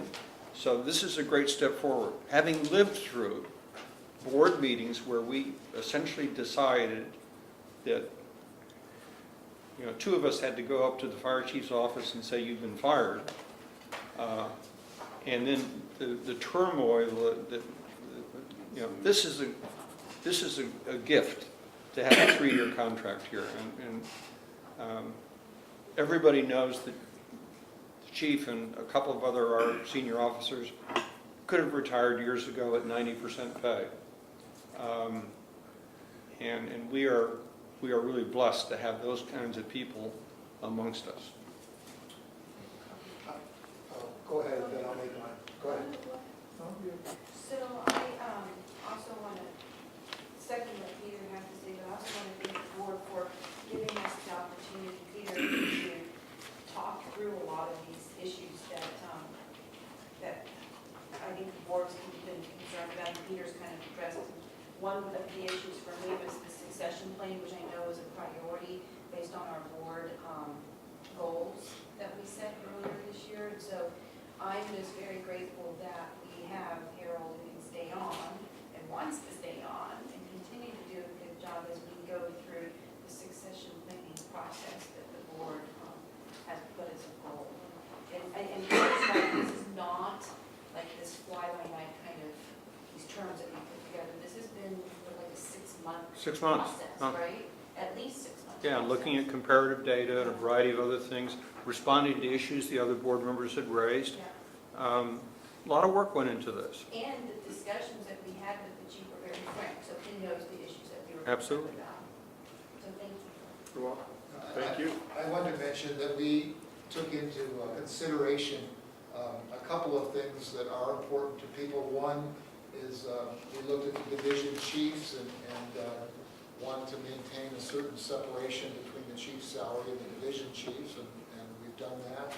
We also looked at least 11 comparable agencies. I think the feeling this came from both the chief and looking at it that one of them, San Ramon, was kind of a comparable agency, and we looked at that as a standard. And based on all that information and a discussion among all 5, it was the consensus that these numbers were appropriate and so forth. And so that's how we arrived at the numbers. Rob? Yep. I just want to thank you for your years and years and years of service. Your position is not like a municipal or, you know, city or municipal fire chief. I mean, you're comparable to a town manager, city manager. You run the district. You're operational fire chief. You have not only the operational skills of a fire chief, but you oversee Task Force 3, which is a search and rescue group, which is a position that you had before you were fire chief. So your breadth of experience, you know, we're getting a real bargain in relationship to your salary, and if we were like a city or a town, we'd have a fire chief and we'd have a city manager. So actually, you know, it's a heck of a deal for us. And just the aspect of your breadth of experience and your operational, administrative skills and operational skills just make you very valuable, and thanks for staying on. Thank you. I think I can echo everybody's sentiment here. Being a new person on the board is kind of, you know, it was kind of an intimidating experience, especially all the years of experience with board members and trying to get the knowledge about the district, pulled from them. I got some information, but I think most of the valuable information has came from the chief, and I just can't wait to see that water drone up in the sky. The drone guys are going to really want this. You know, yeah, still working on some other stuff there. See, we get the drone and then we get the bicycles that Chuck is talking about. We'll be all right. We've got a motion on the floor, it's been seconded. Any further comments? Just one quick one. The issue of comparables is a really tricky issue because you're trying to sort of look at other fire agencies. There are not that many fire agencies in California. But if you look at Transparent California, which lists all of the salaries of all the fire chiefs in California, there are hundreds of fire chiefs in California that are being paid more than our fire chief. Hundreds.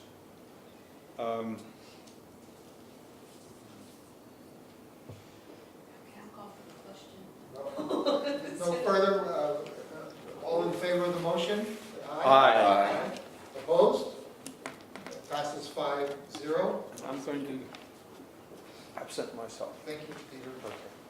Feel better soon. I'm going to move to item number 17, which is to approve the budget for Early Search and Rescue Task Force 3. So moved. Item 17, I've got a motion from Robert to approve. Rob. Rob to approve. Second. Oh, Robert seconded it. Robert. Robert Jones? Yes. Aye. Motion by Rob Solano, yes, got it. Thank you. Okay, is there any discussion of the budget? Director King, I only add one thing. So for the Finance Committee, when this was brought up, I know that Director Bernstein had a number of questions. We were able to answer those. And so at this point, unless there's other questions, I think staff did a pretty good job of fielding what some of these items in there were, and then how the federal fiscal year worked, along with the assigned performance cycle that the federal government uses when they assign a grant, which is all over the place. Well, so let me thank you for that time. This was a very complicated thing to understand. We're approving this on, to the federal government on behalf of our agency, and I just felt I had to have some understanding of what years we were even talking about. And it wasn't clear to me because the federal fiscal year, the performance fiscal year, our fiscal year are not aligned. This covers more than, less than 1 year, and in some ways more than 1 year. There's a whole bunch of carryover from prior years that being applied.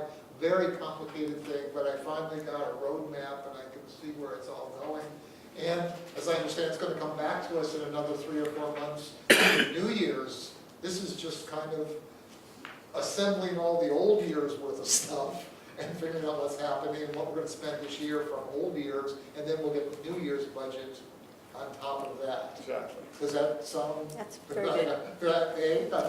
So on the period of performance, because again, that is all over the place too when you get assigned the money, but equally if you were to go into the federal fiscal years that are listed where they're not closed, in many cases it's not the task force's fault, it's the federal government that has assigned a dollar amount to some item that they aren't either able to provide, or they still haven't made decisions on how they would purchase that or get that piece of equipment.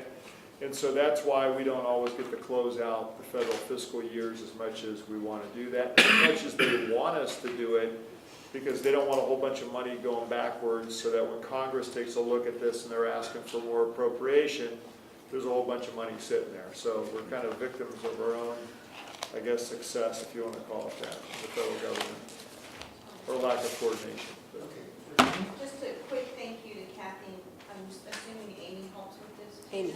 Yeah, Amy is the one that does a lot of work in here. Yeah, because it's old. Yeah, it's like, oh my God, 7 different items. So. I think I hurt myself picking this up. Yeah. Please thank Amy for her hard work on this, because I know it takes a lot of time, and she's done an amazing job. And thanks to you too, Kathy, for doing Thank you. all And this. Long Lamb needs a shout out. It's a lot of work, and you have to be so like, perfect almost. Well, you do, and Because it's a federal. let me give the feds at least a plug without kind of, I didn't mean slamming them, but there is things to be slammed. But yeah, the feds do pay much more regularly when they have the schedules that they have than they used to. So we get our money much quicker on a deployment than we ever did before. In many ways, it's superior to what we do in the state of California. So, because they wire transfer money and they give you a certain percent when you go out the door. So that works very well. Thank you. Seeing no further Show of hands, I'll vote. All those in favor of the motion, say aye. Aye. Opposed? And the minutes reflect that Peter Carpenter left the meeting, thank you, and it's approved 4-0. Item number 18, which is, Oh, I just wanted to throw this out here because I believe it never hurts to ask. And I'd be a hero if you would go to 21 and 22 first so that Chief Navarro and the fire marshal could go home. Sure. Is that okay? that's fine with me, is that, okay. So I think I item have to stay 21 here. is a draft 21.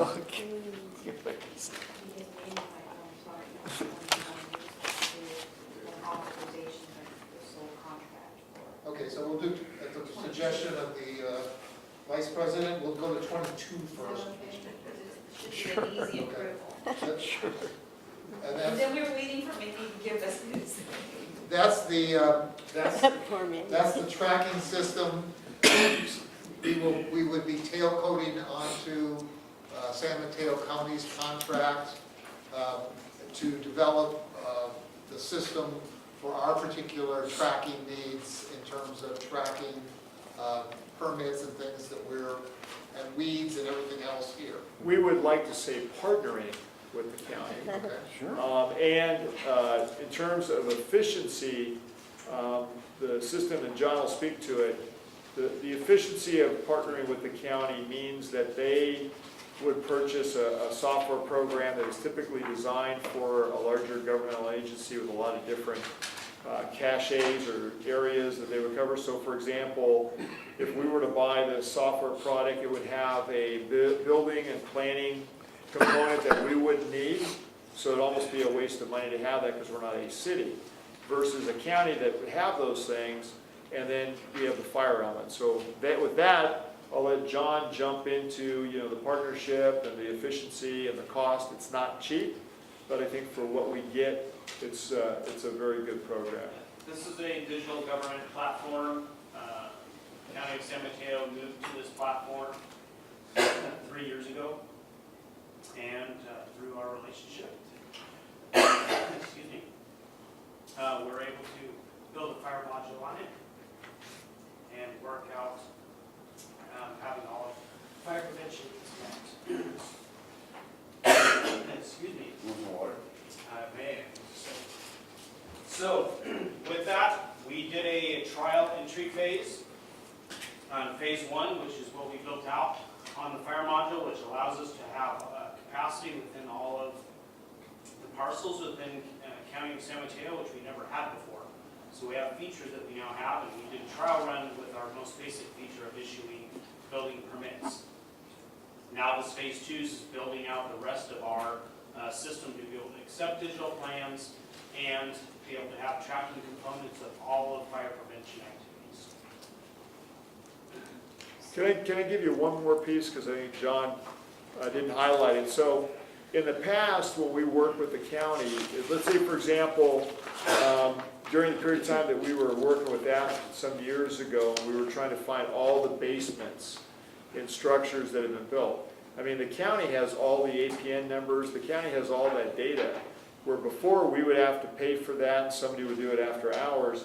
Now through the database system working in concert with them, we can just get all that. And so, when you look at the recent article on state mandated inspections or the ghost ship, what you end up really understanding is that every jurisdiction needs to have a master list of all their occupancies. And that's really, really, it sounds a lot easier, but it changes all the time. Businesses come, businesses go. Maybe it's a warehouse. One day it's used for this, the next, next month or year it's used for something different. So those occupancies can change. This helps tie all that in together. So, in working in conjunction with them, we have a lot of that data that we used to have to struggle to try and get, or go to the site, which we still do, and get it that way. So we did a few years ago, we redid the master list of occupancies, and trying to keep up with that is a constant thing, but that's a lot easier now using the software product that we have. And that's such a crucial cornerstone of knowing your threat, knowing what you have in your jurisdiction. And again, it's always changing and evolving, but that's a big part of fire prevention is what are those occupancies that we need to even be looking at? If you can't even identify what that is, you're already behind. So we've done that. I'll move to approve the resolution. Second. Okay, moved by Virginia, seconded by Rob to approve the resolution. I had one question. Would this allow us to do a mailing to every APN in the district? I know that I'll be able to perform mailings with it. It depends on what the objective is, and I'd have to build out a report to be able to do that. But that's the nice thing about this program. It's just so robust that we'll be able to accomplish a lot of what we'd like to do. So if we wanted to mail to every address in the district, we could do that. I believe that we could. Just need an objective. Any other things? Okay, seeing none, all in favor of the motion, say aye. Aye. 4-0. Opposed? None? Okay, 4-0, thank you. Thank you. Thanks, We'll John. move now Okay, to Manny and Chip.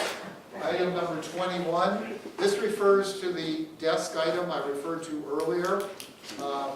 It's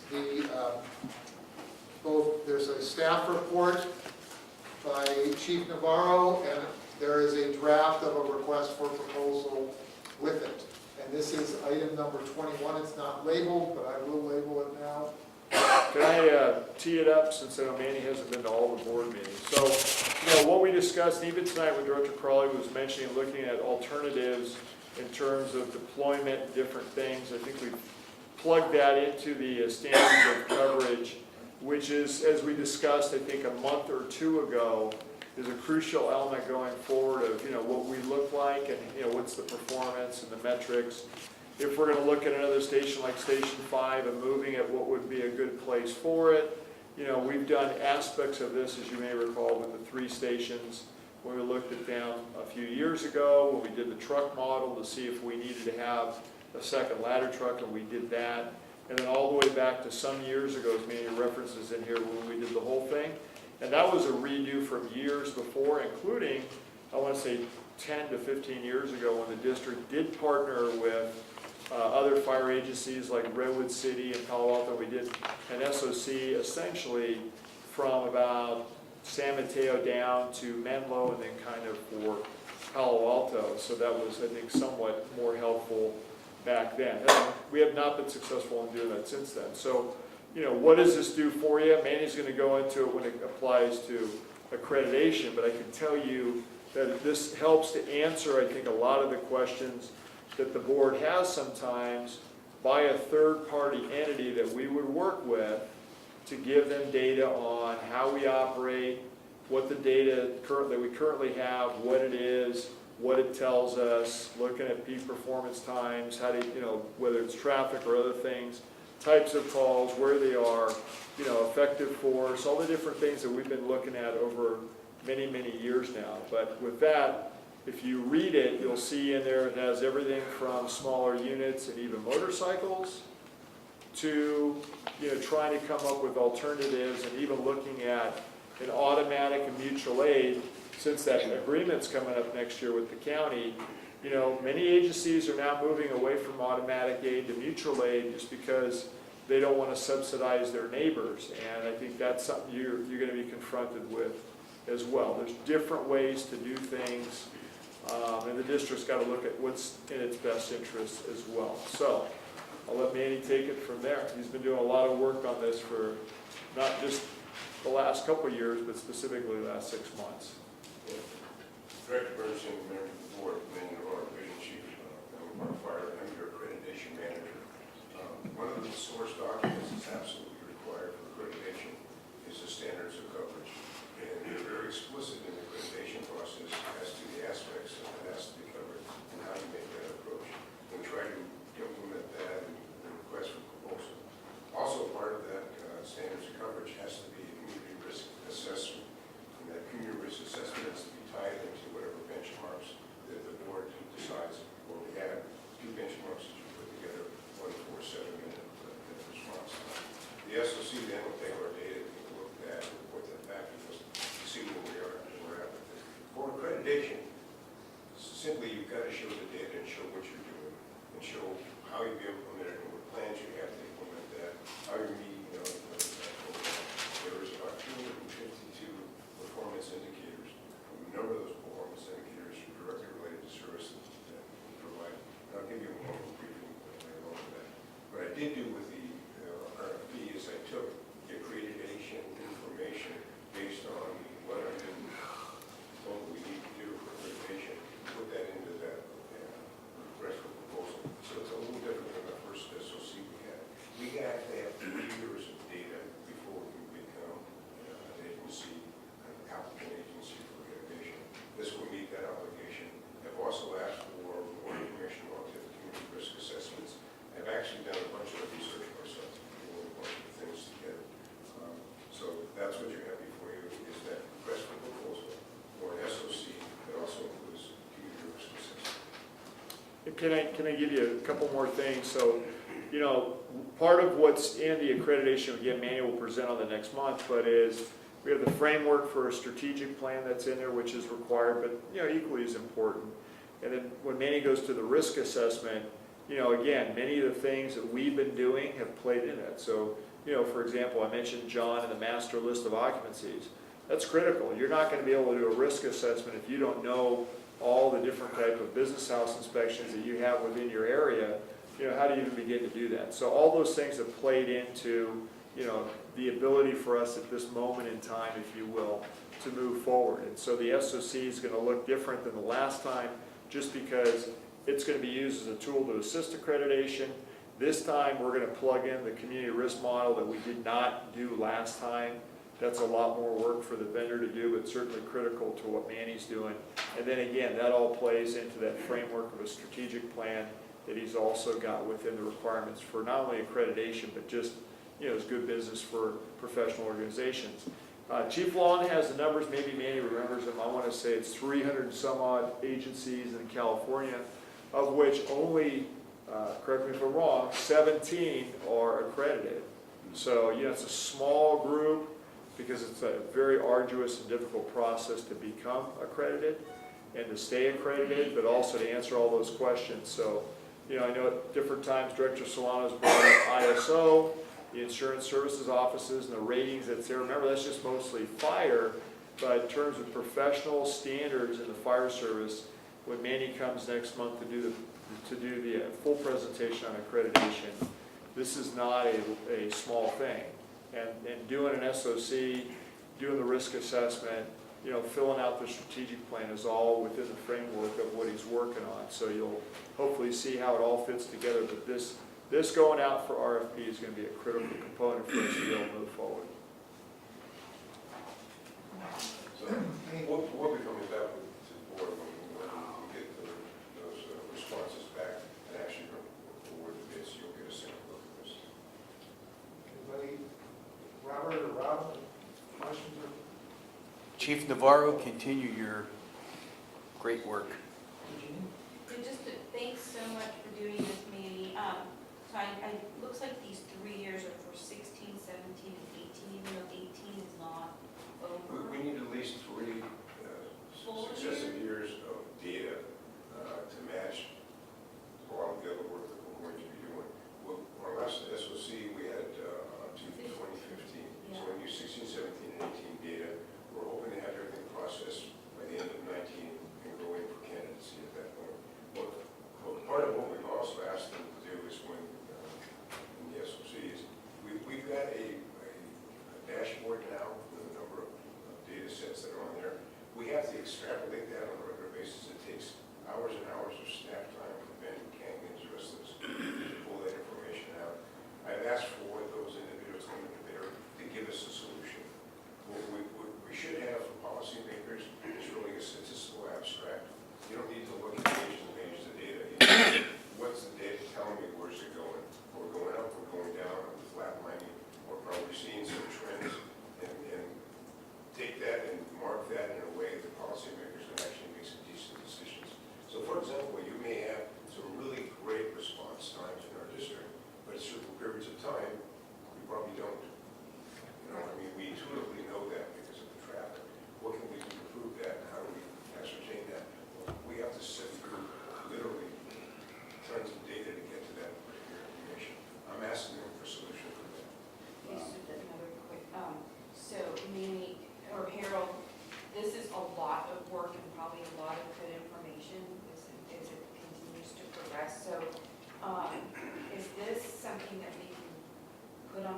website? I mean, I know it's not a sexy thing, but some people might. Sure, we could put it out there. I mean, it's gonna be, if you decide that we're gonna be able to move forward, we can put it out there because Manny's gonna put it for RFP. But, you know, let me emphasize a couple of things that I think was really good. And again, Director Bernstein had, asked a bunch of questions. Chief Navarro was at the last meeting with Strategic Planning Group, and I thought, that was a good meeting. A couple of things that we covered there was the community involvement component. Right. So Manny's built that out. I mean, there was a lot of good feedback about, hey, how do we get the community involved? And there's ways within the way the vendor will approach this that's going to be probably more robust than it was in the past, because in the past, the district at times decided, hey, we're the community, so as the elected representatives, we don't necessarily need to have that input because we're that input. The committee thought we should do it a different way, have public meetings and so forth. That's going to require some more, probably, cost, but I think it's worthwhile to do that. I gave Manny and Michelle a red line. You don't have it, but I want you to know that I did include some of the things that we've talked about. I'll just read you, real quickly. For example, it says, to meet the district's future fire and EMS deployment needs, I'm on final report including, and that is on, well, my iPad doesn't give me a page. But Are you looking at for community risk, the risk in the community? yeah, it's the one that says, got scope of service, number one, final reporting including. Oh, yeah. It's in the bottom of page 3. Right, and then, I don't have the pages, but the very last bullet point that starts out with an analysis of the efficiency of the current deployment, and then the part that we've added on to based on your comments last time, it says, the district's future fire and EMS deployment needs an effective force size for larger or more significant emergencies, as well as unconventional, here's the key part, and smaller rapid response two-person units or even single occupant motorcycles for flexibility and potential efficiency. So I know that's come up a number of times. We're not trying to say, we're not going to do it. There's obviously issues with doing anything like that, but certainly that is in there. And then it also talks about, some changes to under number 1, below that final report recommendations. Consider time of day, impacts caused by commuter traffic, traffic control devices, road conditions, as well as future lane reductions and narrowing, because that's all things that have been proposed. It has Station 5 in it. If you look under response times, it talks about size and staffing to optimize service delivery in a potential new location for Fire Station 5, currently located in North Fair Oaks. We're at the top of page 5 here.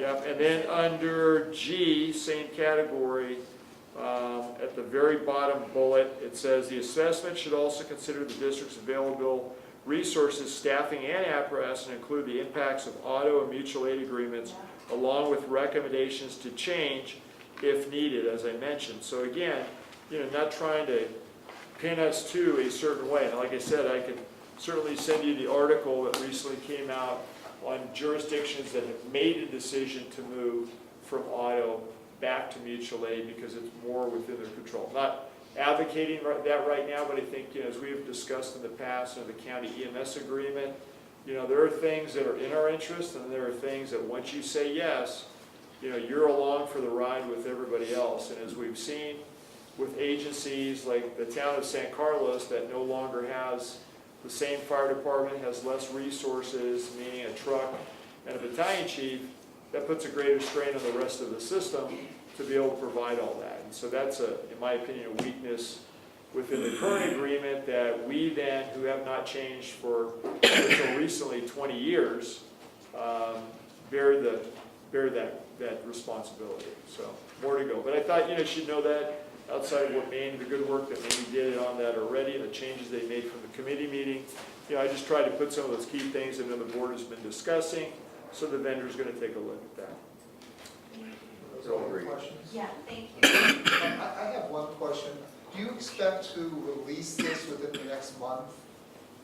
Yes, because July is when, remember we said we put it in the budget.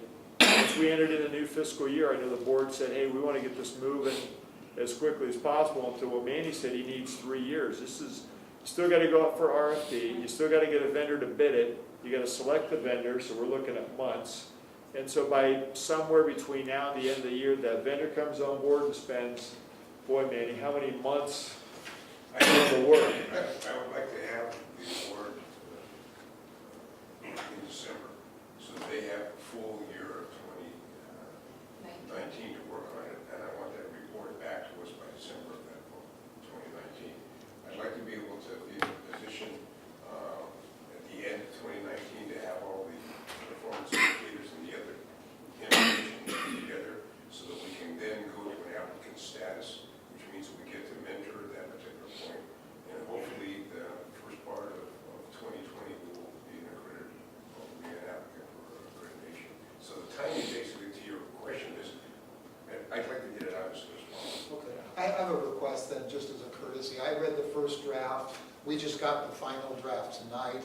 No, I'd be more happy if you write it again and just send it to me. That's what I was going to just request. I'm going to vote for it, but I'd like to at least put in any just comments, and I'd appreciate if you would respect the comments so far. The sense I have is that we're going to, we've already discussed it, we've got the budget for it. We just make sure that we've got a good document to go out. Okay, I don't want to hold it up, but I would like to comment about it. I could do it by this weekend, so. Chuck, if you do it in June, we're fine. No, I'll do it by this Because again, weekend. we can't really spend next year's fiscal money yet, so. Yeah, it needs to be done. Okay, any other comments? So if you make any changes, will it need to come back to the board then? I don't think we don't have to approve the exact wording of an RFP. It's general direction that the RFP. Yeah, exactly. Yeah. It's the contract that we would have to formally approve. Correct. Right. Right. Correct. So the direction is just to move forward, right? I mean, but I think to get our concurrence, they don't want to put it out there and then not do it. Thank you. Okay, all in favor of, well, yes, there is. There was a request that we accept the report You move. and provide direction. The direction is to put out an RFP. Right. So. I thought it was, okay, that's. We should be fine. Did we move it? I thought you. No, we seconded. Yeah. Robert Solano moved and Robert Jones seconded. That was the previous one, That so was we can pre- do that though. Thought, okay, because this is just to provide direction, there's no need. So I'll move that we. Robert Jones has moved, Virginia has seconded. All in favor, say aye. Aye. Opposed? So it's 4-0. Thank you, Manny. Thanks, Manny. Thank you. Okay. 6 more months of Now, pushing let me catch up with where we left off. Hi, Manny. Number 18. Yes, number 18 is the contracting procedure. Number 18. Hey, Director, can I just add one more thing on the last topic? So when we do have the joint meeting coming up, when we talk, or the meeting with the group talking about fire stations and so forth, we will have these as copies there, because I think just looking at the wording is going to be important to understand how the standards of cover award and what we're going for would fit into the fire station conversation as well. It's all part and parcel, so. Yeah, that's what I wanted to make sure that we had something that we could use for our planning as well as for accreditation, that there's two Oh, aspects it's being all served. tied together. Yeah. Okay, number 18, consider and approve by resolution. This is a change to the current policy. The wording is different, as I understand it, the amounts of money involved are different. Correct. Is this you, Kathy, or the chief? It's me. Okay, please. Okay, I think the last time that we had an approved purchasing and contracting procedures administrative directive was in 2014, October of 2014. The chief had told us to work together with legal to update the policy to allow a little bit more ease of use, being that things have changed from a legal perspective, but also costs and things like this. So we put this forward, did check with legal to make sure that the dollar amounts that were suggested in the policy were legal allowable limits for staff. And on the second page of the staff report, we do have the purchase limits that were increased from the prior policy. And I'm available for any questions. Go ahead, Rob. I've always wanted to raise those purchasing limits. And like you have 100,000 for the chief. Well, if there's a natural disaster or something, he's going to need a minimum of 250, wouldn't you think? Well, Or is there a statutory there limitation is, and stuff? oh, I was going to say that we do have in the policy exceptions for emergency response. This is like a standard schedule. Right, correct. Under the normal circumstances, so, I mean, I actually, can I make a motion to approve? Well, I want to make sure, Rob, did you get your question? Well, Where is the emergency section? Just look. That's what I'm looking for.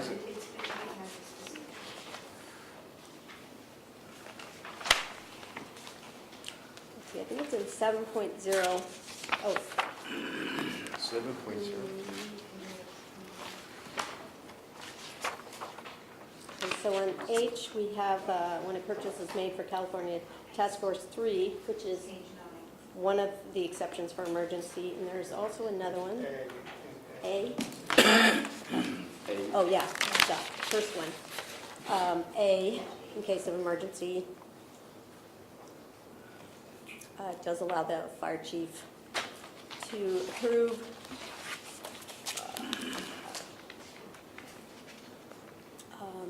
But it doesn't, it's kind of open-ended. That's what, I think the legal requirement for the chief or limit was 100,000, is that Yeah. correct, Tim?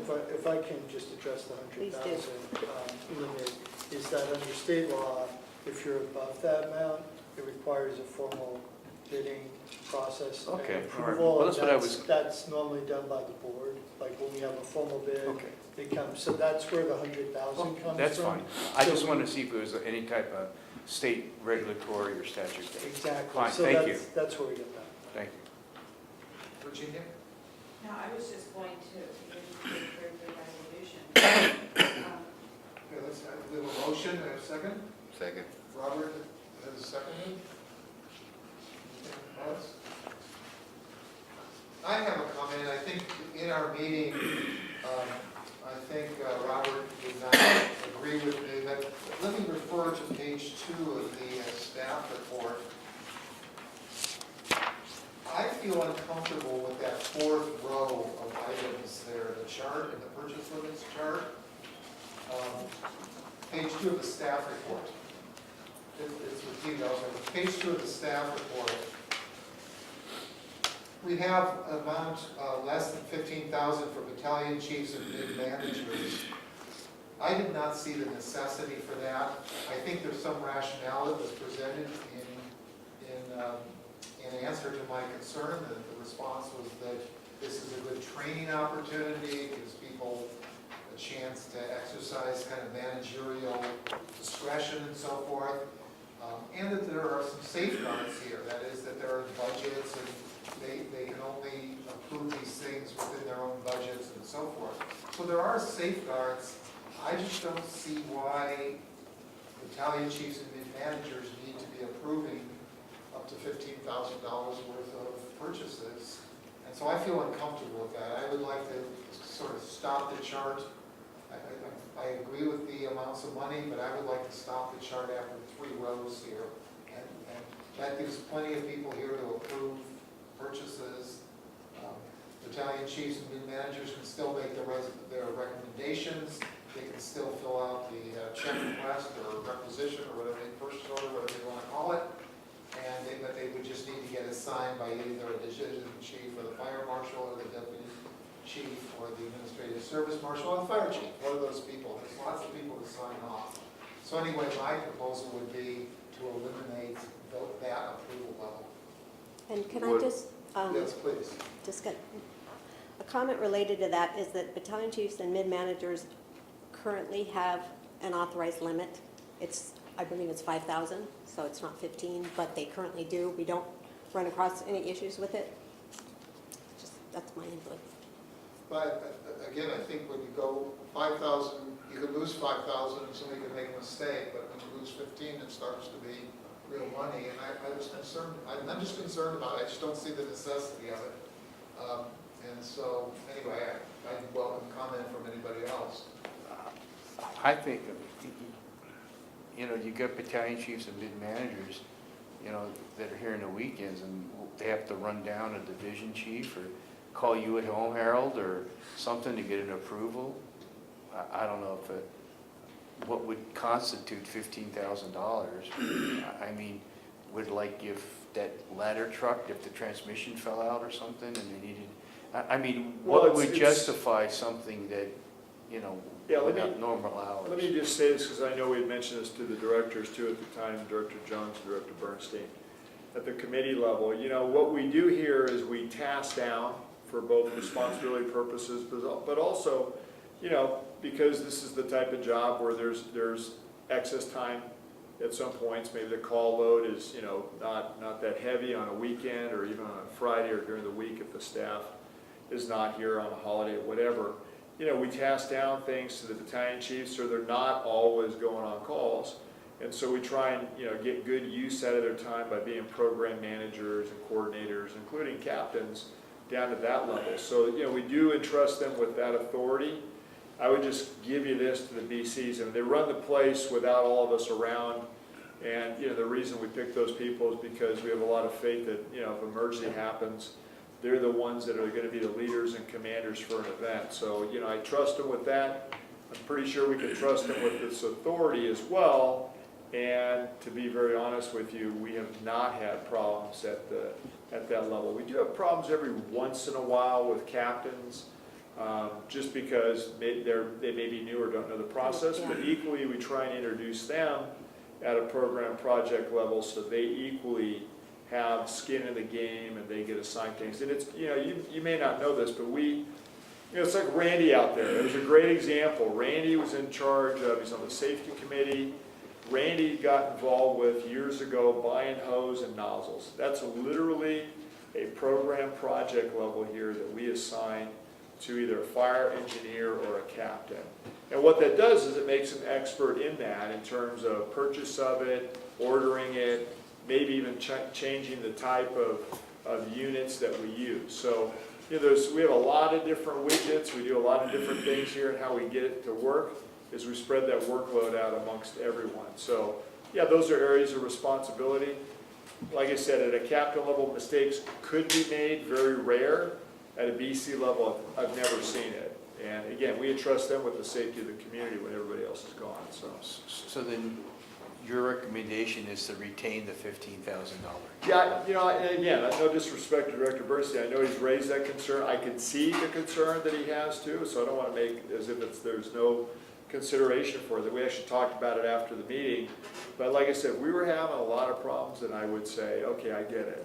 But we have not had that type of problem. So. Okay, so Chuck, is the issue the amount of money, or is it the issue that you're struggling with regarding the process of approval? Or the level, who gets to approve? Well, the process of approval for me, takes into consideration who gets to approve, because if it's who gets to approve, if you are focused on, well, the chief should have that authority to approve everything, what's the best efficiency of his time? If the process of approval in terms of one person having that ability to make that decision versus some other person that may have a check and balance going on, I think that's where you know, sometimes you can have $1,000, and if you're uncomfortable with how that person making that decision about spending $1,000, then the process has to kick into place that will allow for that check and balance. And I think Michelle Michelle, Kathy mentioned something about their process that they have in terms of trying to check and balance that over expenditure or excess expenditure. Maybe Ms. Kathy, you can kind of talk about that Right. a little bit so we Okay. can get a handle on it. Sure. It is after purchases, but they would get invoiced for the purchase and send it. They usually sign off and put coding on it for the budget purposes and forward it to finance. It gets reviewed at that point by the accounting technician, and then also by the senior accountant when the checks are issued. That's for the minimum $15,000. So is there a limit in terms of, is there a cap of this battalion chief can only spend $15,000 in terms of just a total dollar amount? Because I can understand that there may be a fear factor that, well, he spent $15,000 this week and next week he spent another $15,000. Is there a cap on how much in any category that a No, person other can than sign off? the program budget that they're working within. Operating on it. Yeah. Let me tell you what my concern is. The concern is having fiscal responsibility.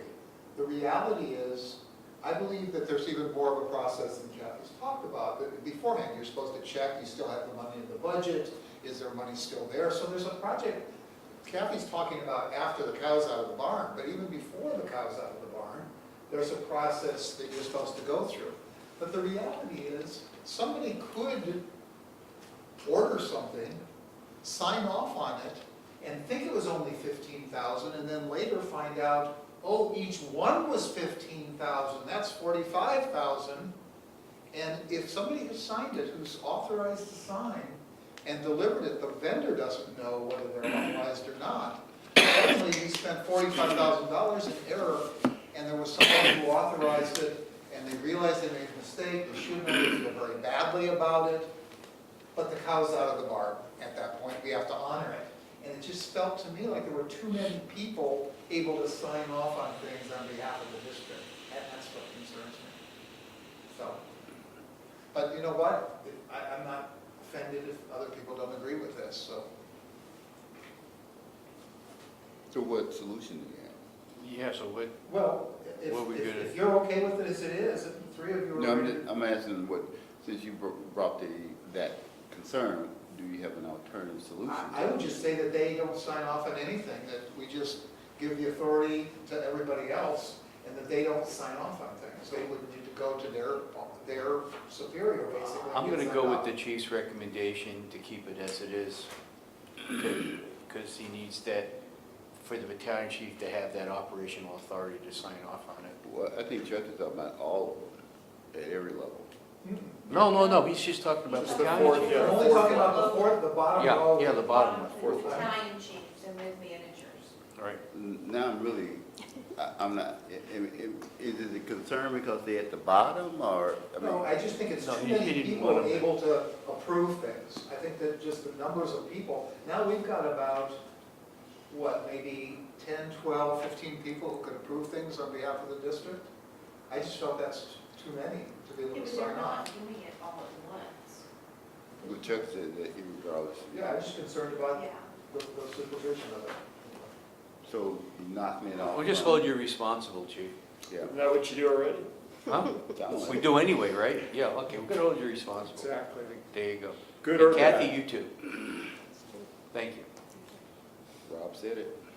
Okay, so I don't sense any other concern on the part of the board, so I think we should proceed and vote on this. If there's no other thing, all in favor of the motion, say aye. Aye. And I'm going to vote no, and I'd like the minutes to reflect that I think there are too many people with signature authority.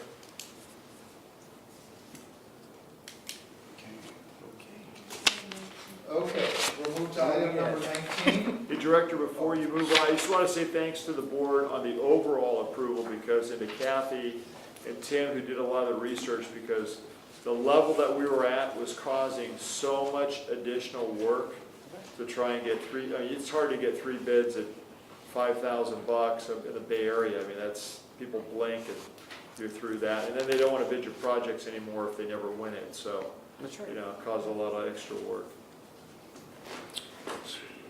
Okay, number 19 here, this is a resolution to transfer 2.3 million to PERS that we have collected as part of our PERS reserve. So moved? Moved, Robert? Second. Second? Okay, we have a motion from Rob and a second from Robert to transfer the funds.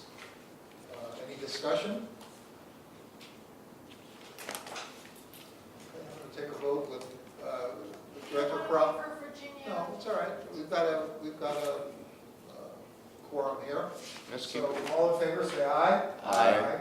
And it passes 3-0 with Corrali not voting. Well, how does that work? I mean, Well, we still have majority. I mean, she might. Are we okay? Thank you. I mean, you have a quorum. All right, we're good. Okay, so that was number 19. 20 we've done, 21 we've done, Good job. 22 we've done, so we're on number 23 here. Oh, wow. The Policies and Procedures Manual. Did you get that?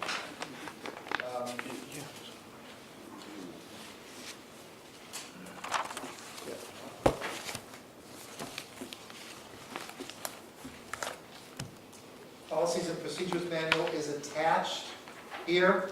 This is not for voting this time, this is for comments.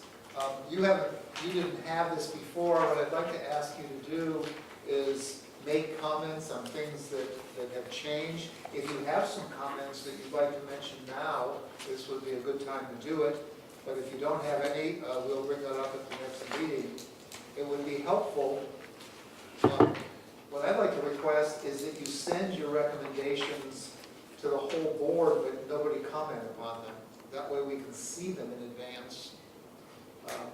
But just any recommendations that you have, just send it. Nobody will comment upon them, please. And it's attachment A here. Okay. And Just a real quick one is that we don't have a communications committee anymore, and it's on their list.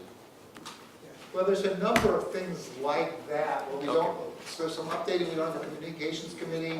It's got the appointment of officers from 2015 or something of that sort. Yeah, there's a bunch of, There's a bunch of things. I'd like to ask, if it's, well, one of the things I would recommend is that we take out anything that's dated that's for a year only. It seems to me the manual ought to exist beyond a year, and to have committees and things that are in here that are outdated, we shouldn't have as attachments or anything.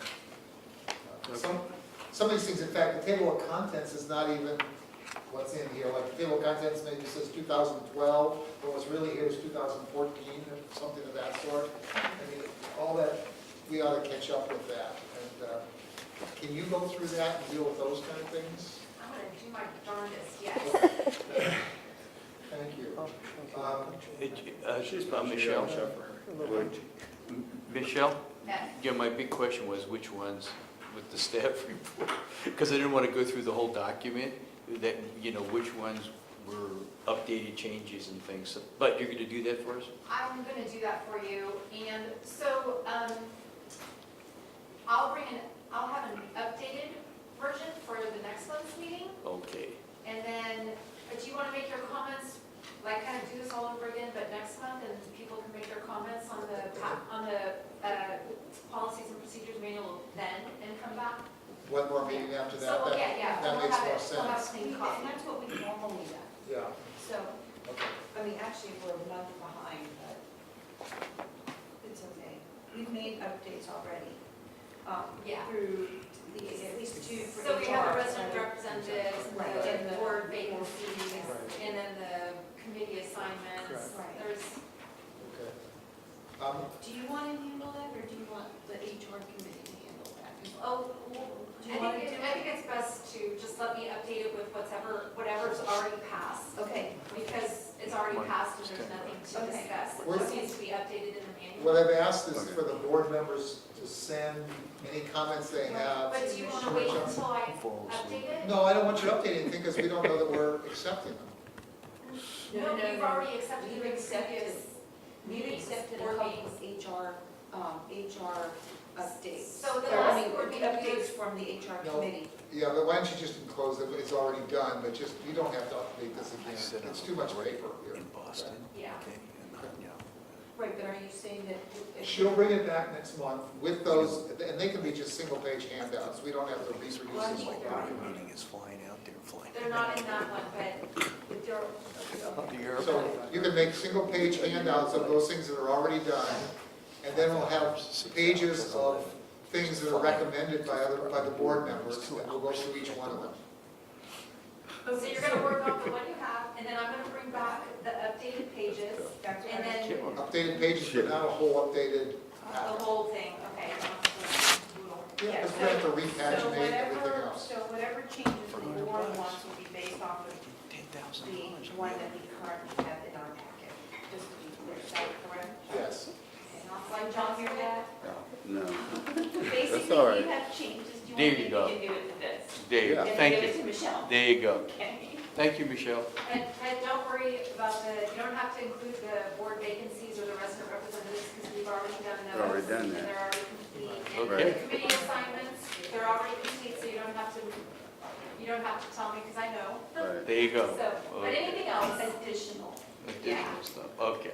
I would like to just mention here that on page 33, in terms of public comment, I would like to address something there. I will, that was mentioned by Barbara Wood, who just left, and that is how to deal with items on the consent calendar. That I did not do it tonight, and I did it in the past, and I forgot tonight, but there was no one from the public here who wanted to speak. But the consent item, a public member can speak on anything on the Yeah. agenda, and if a public member wants to speak to that, we need to pull that off the consent calendar. And so I'd like to have that reflected here. You gotta email that to me. I will. Okay.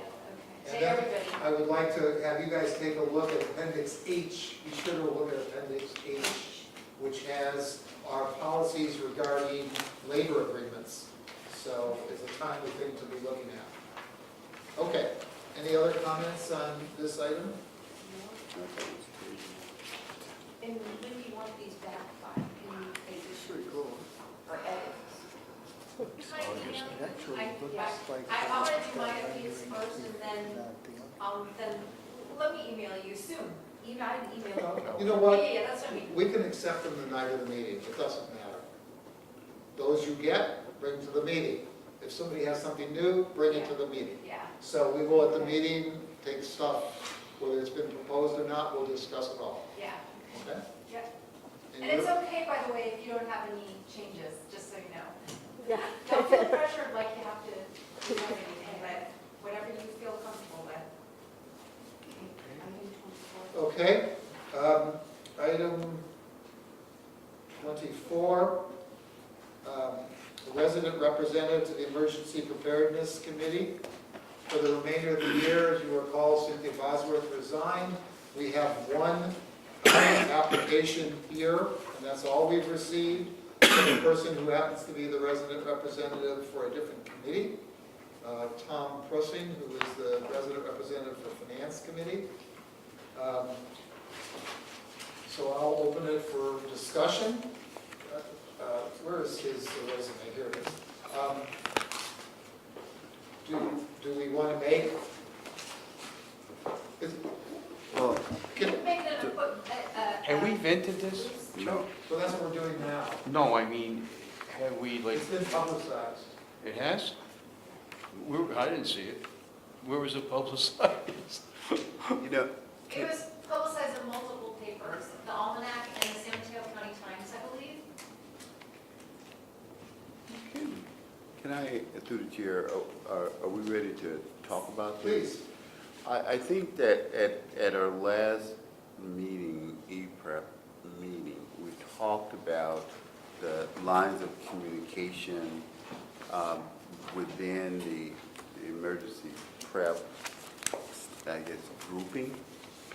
And so the CERT executive board was talked about in terms of what role they would play, should play with sitting on the committee, if any, to the emergency prep.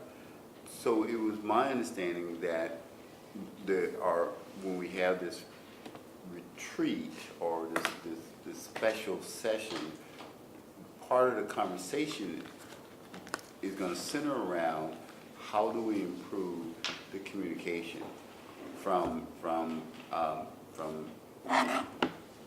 emergency, the CERT board, to the E-Prep committee, to the overall fire board, and within the, because there are other things within the emergency prep that committee or emergency prep for the district is more than just the CERT board. And so, Let me just, so I'm not understanding, are you talking about the planning retreat for the CERT board, or we're planning retreat for our board? for the CERT board. Okay. So it was just a 5 hours. The whole notion was to get away, to try to figure out, how this communication going to work. And so one of the thought was to have the CERT executive or chairperson of the CERT board be a member of the E-Prep committee. Right now, he's, I don't know what his status is. He's just a member of the public at large. And for the most part, his comments can only take place during the public comment session times. So we thought about that, is that the best utilization of this CERT board chair? Should he have a little more active role in the E-Prep committee? So my concern is that here, I guess he's applied for the E-Prep committee, for the resident representative for the E-Prep committee, whether that's, if we're thinking about changing that his role as a CERT board member, or a CERT board member as being a part of the E-Prep committee, I'm not sure how that relates to, or should it relate to, being also appointed as a representative, taking that representative slot. And I think that may be part of maybe his confusion, or at least, because I'm kind of confused that he's applying for this particular position when we had thought about, having him, this possibility of sitting on the E-Prep committee. So what's your, I want to make sure I'm understanding. Am I? That the head of CERT might sit on the E-Prep committee as kind of an ex officio member, and would also have a resident representative? Well, see, that's something we need to try to, we hadn't gotten to any conclusion on whether that's possible, whether it's legal, whether, I don't know. That's part of getting away to trying to talk about it, trying to figure that out.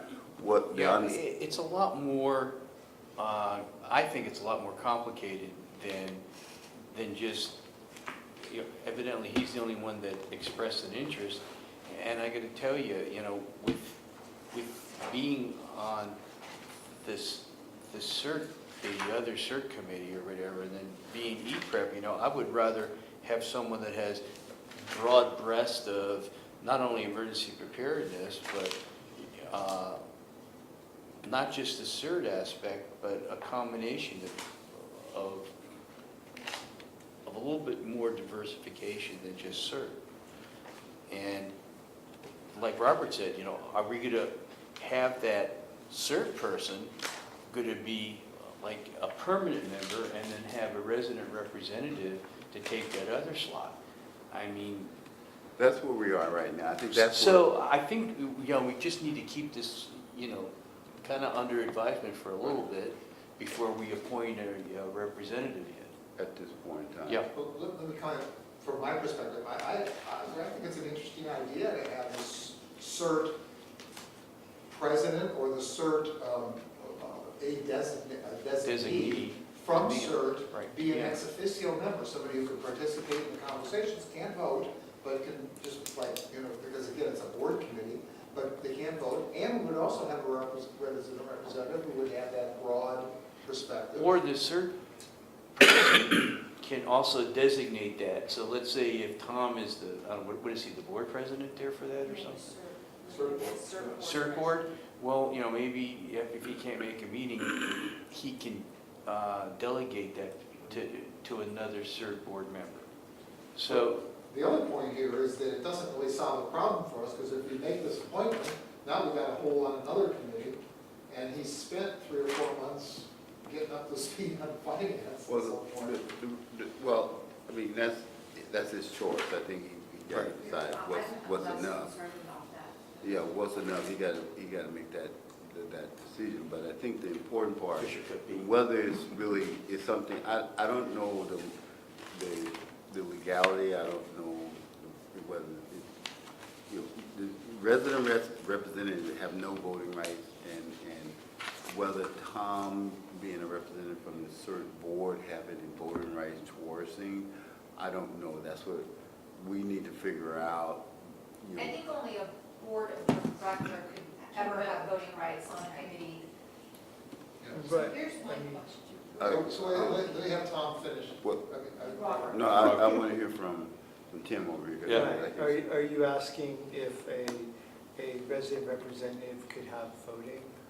I think we know the That's answer. what, We know the answer. well, yeah, I don't know, so tell me, and the other one is whether if Tom, who's the CERT board president, comes on and can have when I say voting rights, when there's decision to move things on, which is voting rights, would he be in a position to do that, or,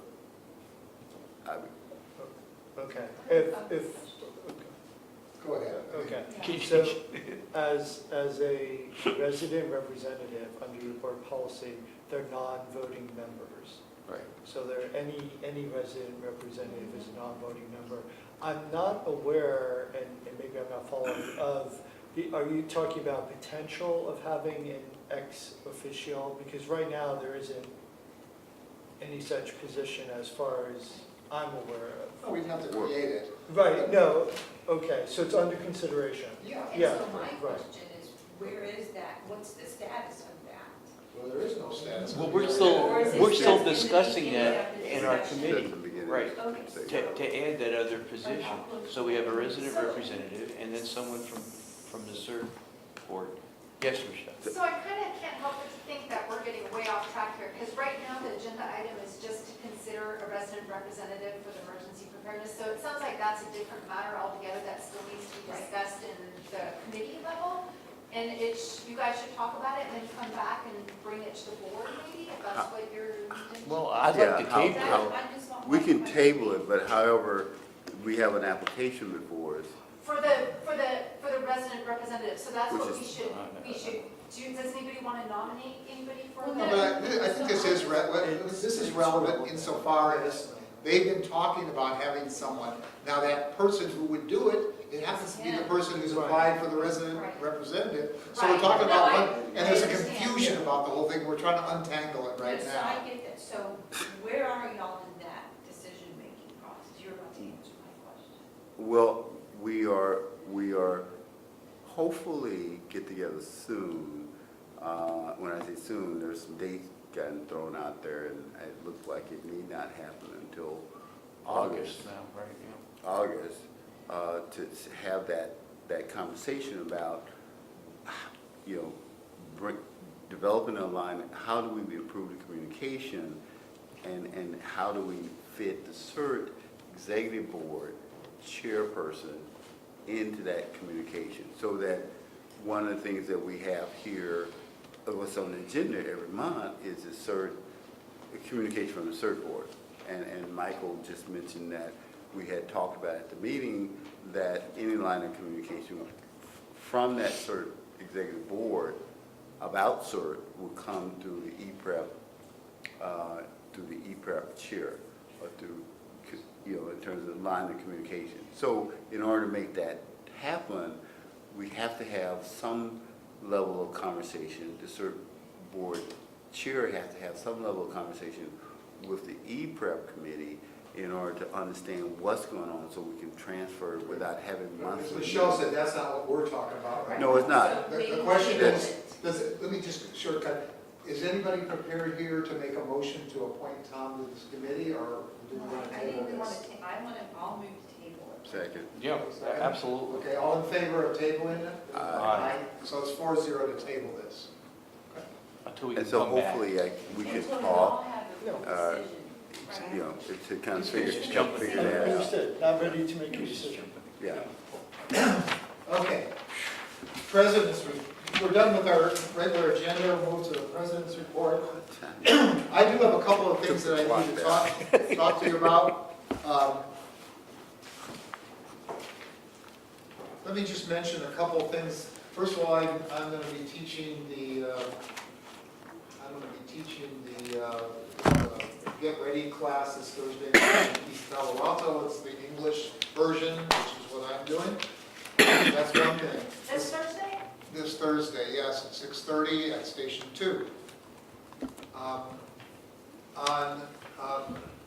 have a ballot here, and this relates to something we were talking about earlier. There's a LAFCO election. There are 2 candidates on here, and we can't take a formal vote on this because it's not on the agenda, but I just want to mention it and see if there's any discussion on it at all. Joshua Cosgrove is on the ballot. He's somebody who has been the chair in the past. He's done a good job. When I was on that committee, I was the liaison, he was there. But in the meantime, Fran Dean from the Sanitary District is also a candidate. Who's a fire district resident? Who is a fire district resident, okay? And there are 2 people, so those 2 people are nominated for the LAFCO. I, as the board member, need to vote on this. Unfortunately, I have to vote on it before our next meeting.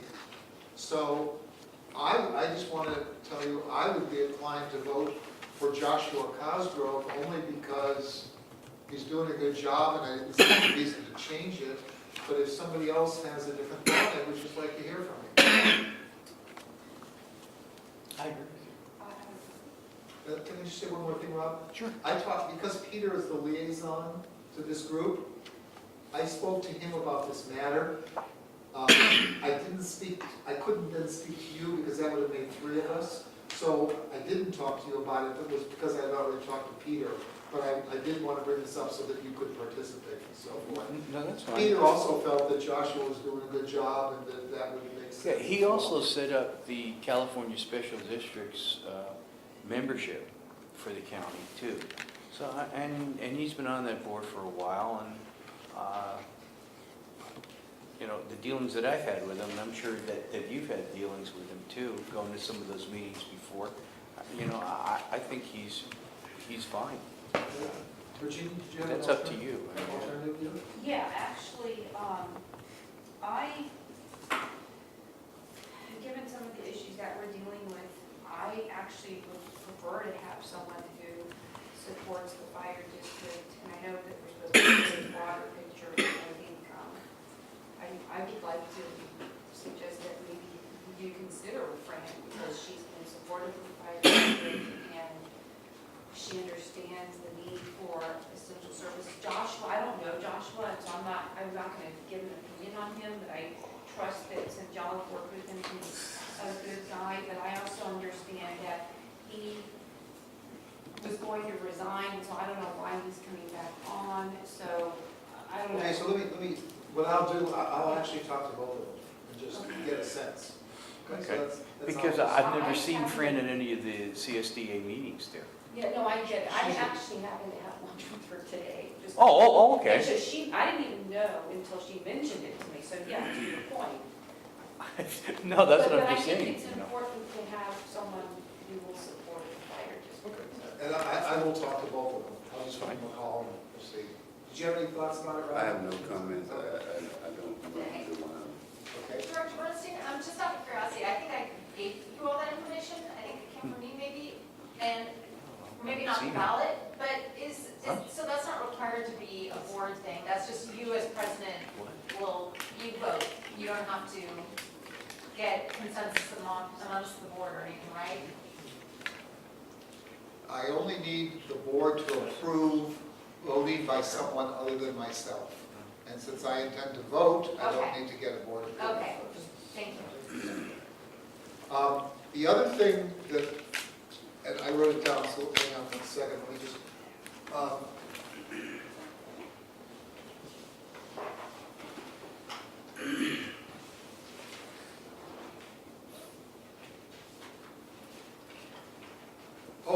here it is.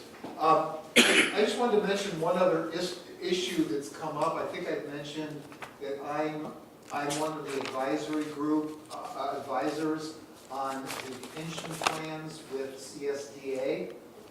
There's a bill being proposed right now called AB 1912, which is trying to fix the liability, who's responsible for pension plans when they're part of a JPA, Joint Powers Agreement.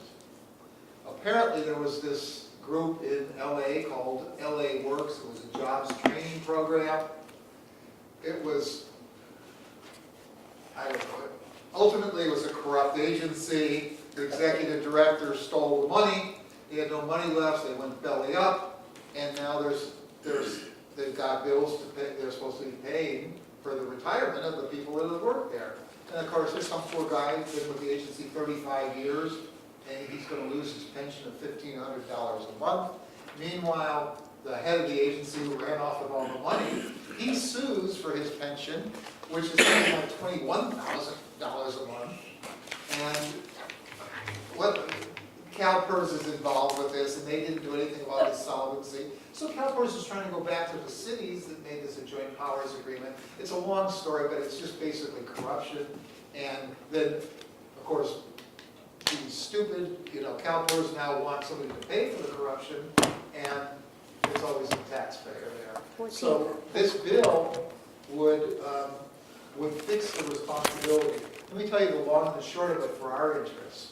We don't ever want to be part of a JPA without looking very hard at if there's an employee of a JPA and who's responsible for that employee's pension.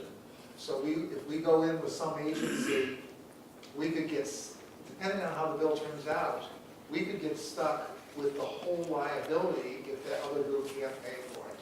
So we don't want to do that. I'm just mentioning that so that I hope to build up the collective wisdom of the board to not be involved in something like that. Chief, the only GPA is with pre-medical, right, that we're a member of.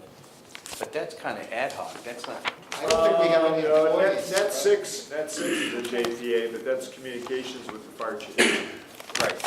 So, yeah, the EMS JPA is a different animal. Good.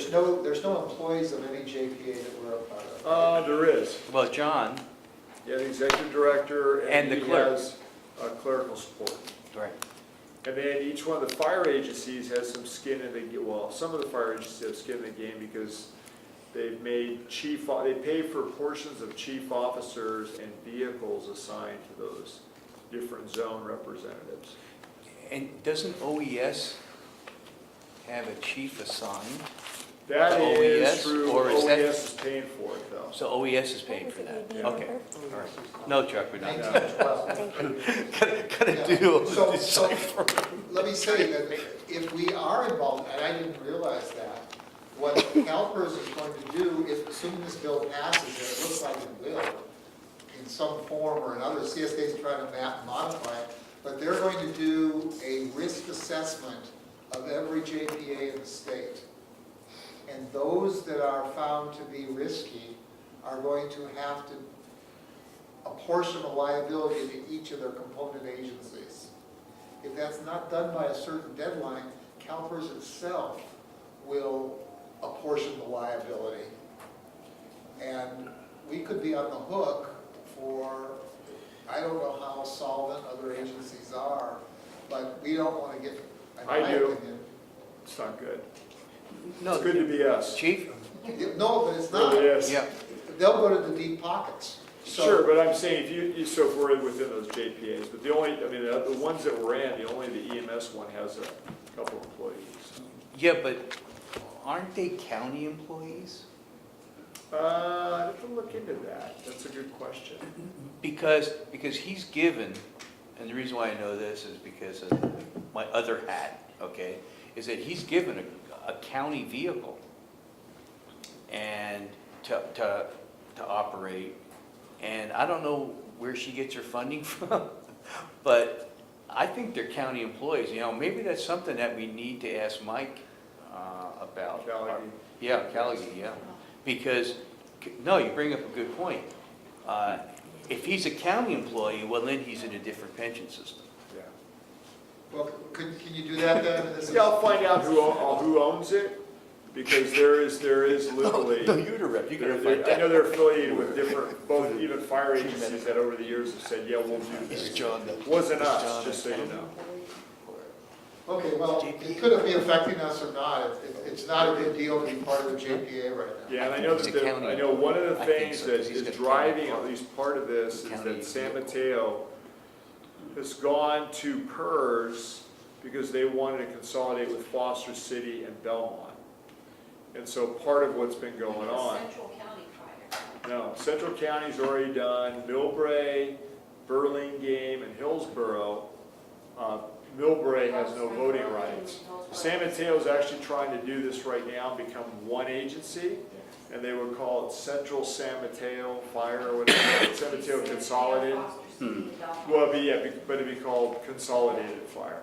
And PERS has not wanted to do it, which is interesting because it gets into all these complicated, to your point, Director, complicated formulas, and PERS is like, we're not so sure we want this to happen. Didn't they legislate They that tried. consolidation or They attempt tried, to? and they haven't been successful yet. See, so they're trying to consolidate that fire agency, Chuck. But see, what's going on, what's going on is PERS now gets to pick who gets to do what based upon probably your unfunded liability. So why would they do it if it doesn't make sense in PERS eyes? You may say, hey, local functionality is part of what makes sense, but the reality is PERS has got your pension system, so far they haven't bought into this consolidated fire business at all. And remember, this is coming from agencies that are in the 60th and 80th percentile in terms of payroll towards pension obligation. Yeah. I call that dead man walking. Next recession, but if PERS doesn't let you consolidate, then that's a whole different animal. Well, there's even, between 50 and 60th percentile when they're looking Yeah. at some agencies.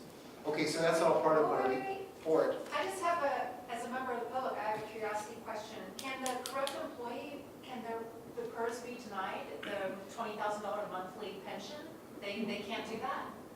Well, as part of this new bill would explicitly do that. For future people, For but not future, past? it's not clear because it hasn't been litigated yet. But the Yes. guy has filed suit, Yes. and in the meanwhile, it'll probably cost somebody $250,000 to figure out what the right answer is. So that's one of the problems. Did you want to come in on that? Yeah, actually, PEPRA, I believe, it ended up with a pretty minimal waiver, but if you're convicted of a felony and the felony relates to your job, then I think it can be denied. It started out with something more general, but that was kind of iffy, and they got down to the irreducible minimum, which was a felony that relates to your job. And that usually it's the director of finance who, misappropriates $250,000 or whatever, or some other thing that relates definitely to the substance of the job. I believe it's in PEPRA that it can be denied. And I think the guy hasn't actually been convicted. Yeah, once It's they're just- convicted. It was just the allegation. And so forth. Anyway, but the bottom line is the agencies broke, the money disappeared, and Oops. the guy's down in Mexico or something. You know, some suing for, Yeah. So, okay, let me go on then. I will just jump into the committee reports for two committees, which is I've already given them both reports, as part of our report today. Everything from our committees was considered in today's meeting, so there's nothing for finance or strategic planning. But let me ask about Human Resources Committee. Any report from the committee? We talked about the travel reimbursement policy, Robert, and that did not make it to the agenda, so I guess we'll. Yes, can I address that? It was also on the Finance Committee agenda. I'm still hoping to get one reimbursement schedule for the entire district, not the issue of overtime, not the issue of who authorizes, but everybody in the district, whether a board member, a firefighter, or an AFSCME person, ought to get the same amount of money for breakfast. And I just don't see why there's a differential. I would like to see one chart that we approve. If it's a matter of negotiation and something, we can still authorize it. It's more than is what is given now. We're expanding the amount of money.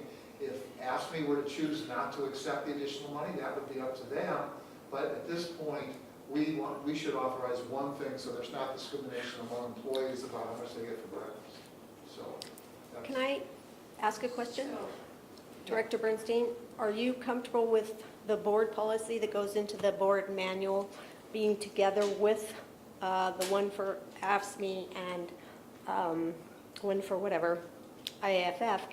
You know, we can put them all together to show that the reimbursement is the same. It's just like firefighters, for example, how if they work to this point or if they're the training or whatever they've gone to goes till this point of the day, they have to come back to work because they have a 24-hour shift, stuff like that. Right, and that's why, Let me say, because you're asking it in a more, you're making it more complicated than it needs to. I think in the board policy, the words that were approved by the HR committee seem fine.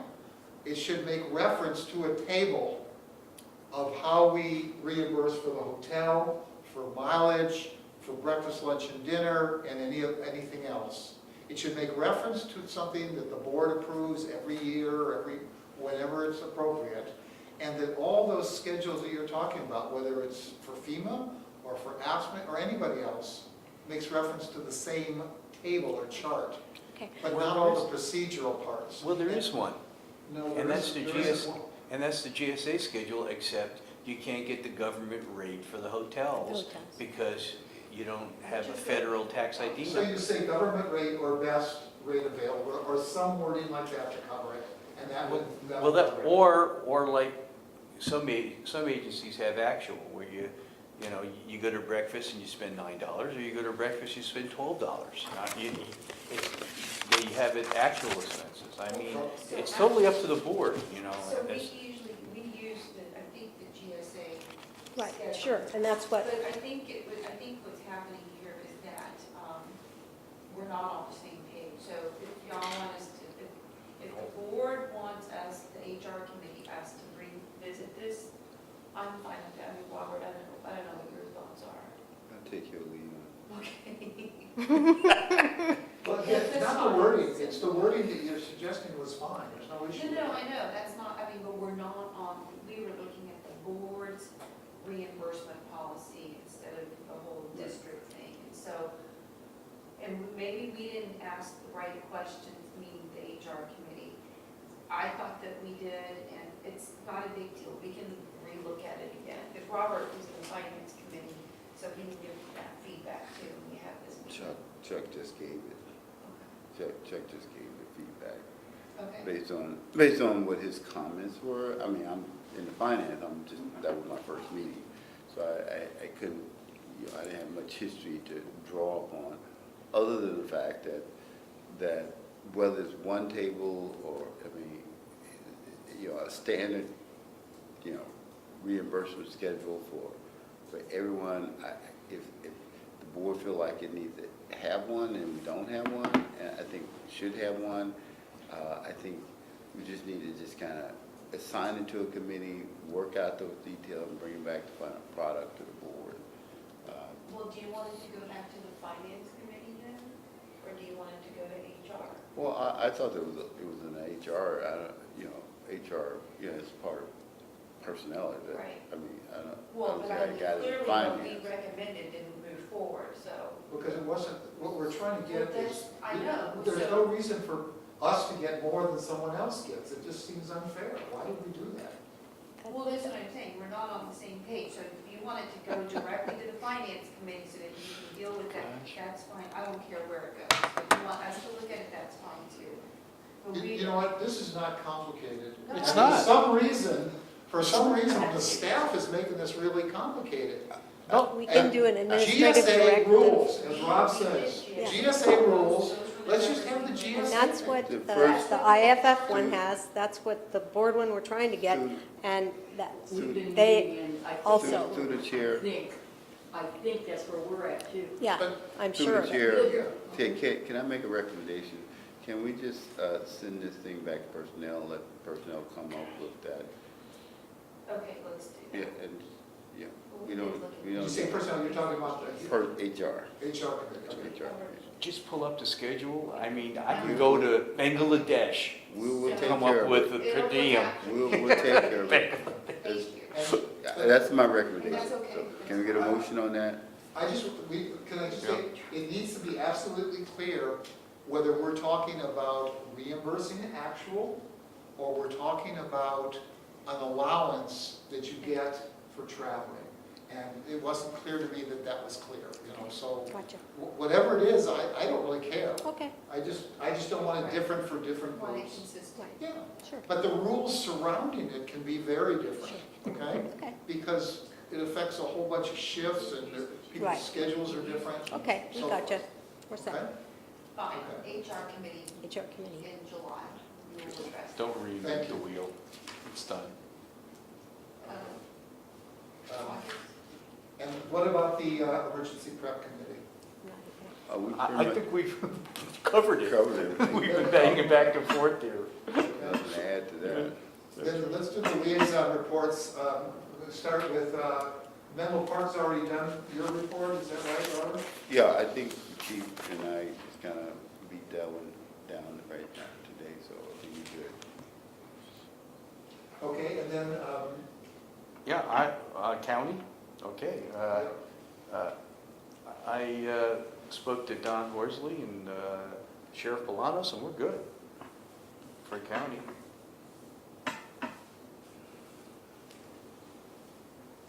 and that's it. Well, I did the CSDA legislative webinar and the fiscal webinar for CSDA at no cost to the district. There you go. I don't have to use the GSA skill. Or the scale, or actual, or whatever it's going to be. Did you have a liaison report? I do. So, We're getting cute. Atherton had a special meeting, the town council had a special meeting on June 6th to discuss a few things, one of which was the letter that you sent, and the letter requesting for a joint meeting, and so they're all said that that's in the process of happening.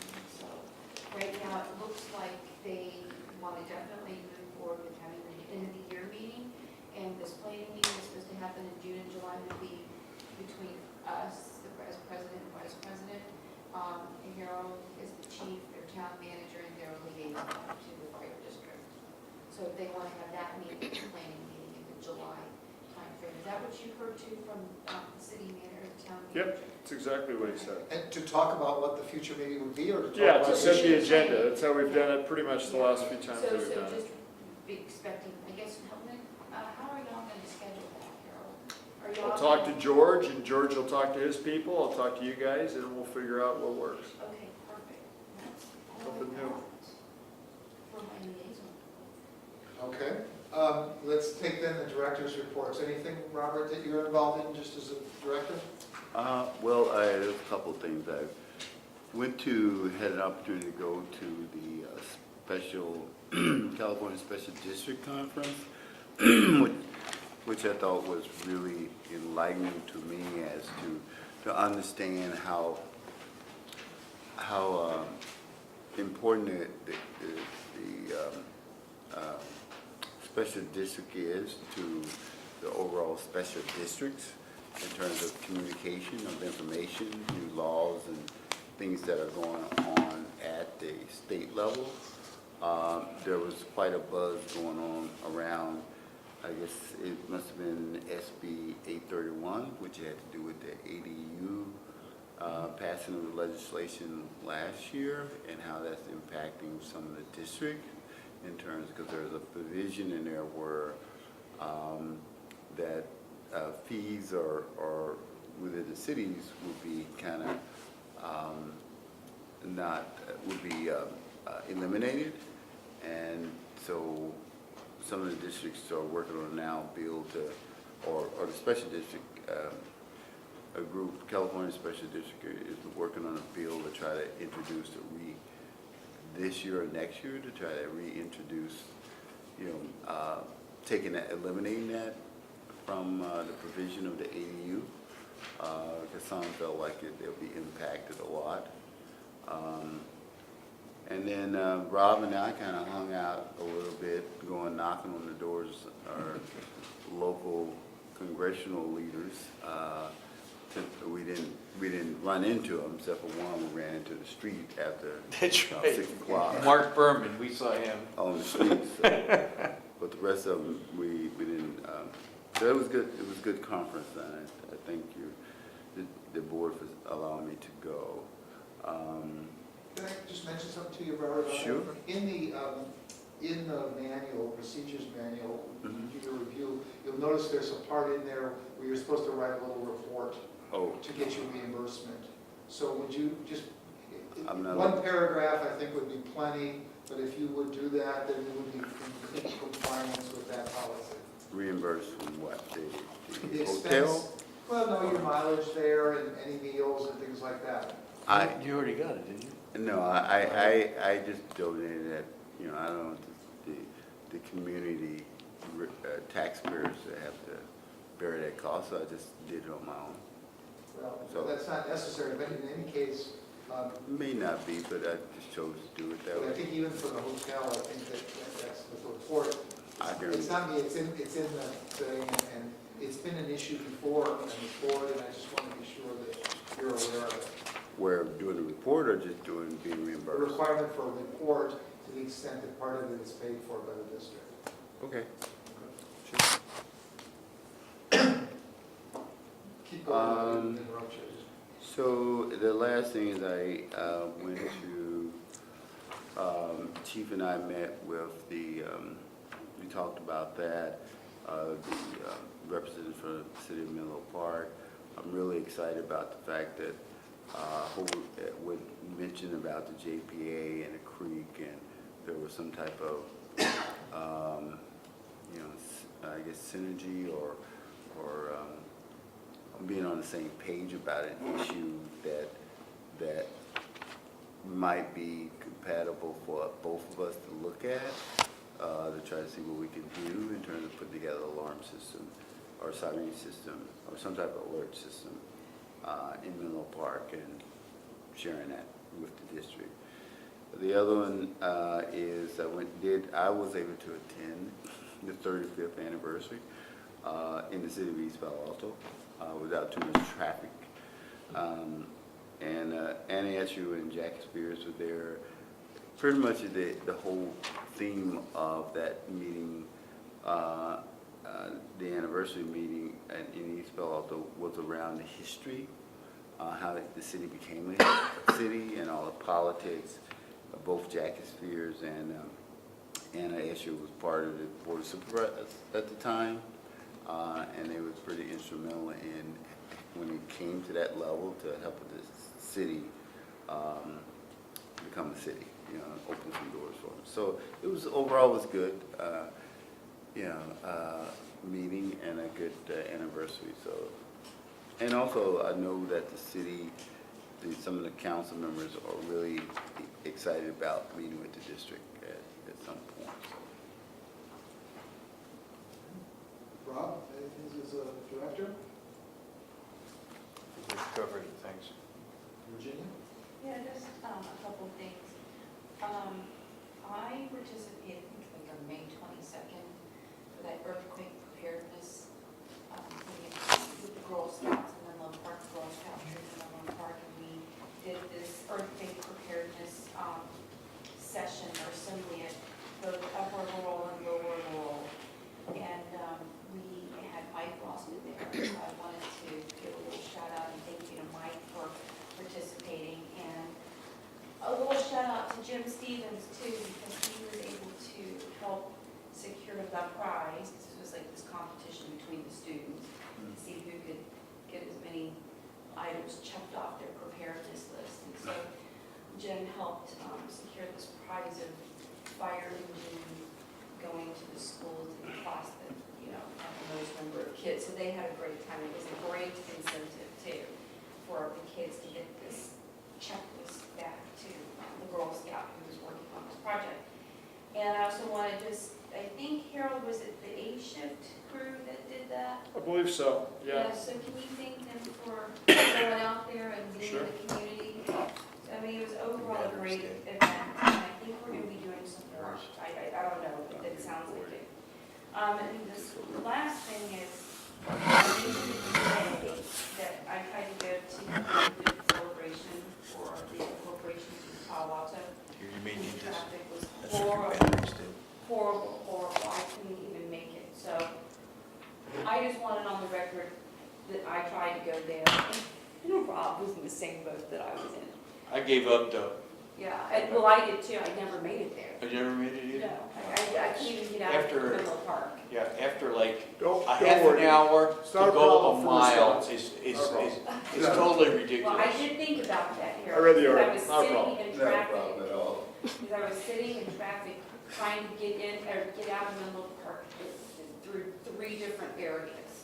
Literally 3 different I would areas. have been better off going to San Francisco and then And coming taking back the other 101 way. down, 101. I want to say something regarding that. I was over at Cafe Zoe for a meeting today. Oh. And, Oh, yeah. you're and brave. that's even- 10-year You're brave, anniversary. man, You're too. brave. No, I'm coming in this direction, and I'm not going that direction. Smart road. And so I got there, and so there was a couple of people talking about how bad traffic was and stuff like that. So I'm just saying, there's an opportunity there somehow to, build momentum with residents. The public? The public about how bad the traffic is. They already know how bad it is about, I don't know. Anyway, that's my ranting session. Thank you. Well, let me say, as my report, I work on the frontage road, West Bay Shore, right across the freeway and Oregon Expressway. Yeah. I spent an hour and 15 minutes going 2 miles, but I actually got there finally.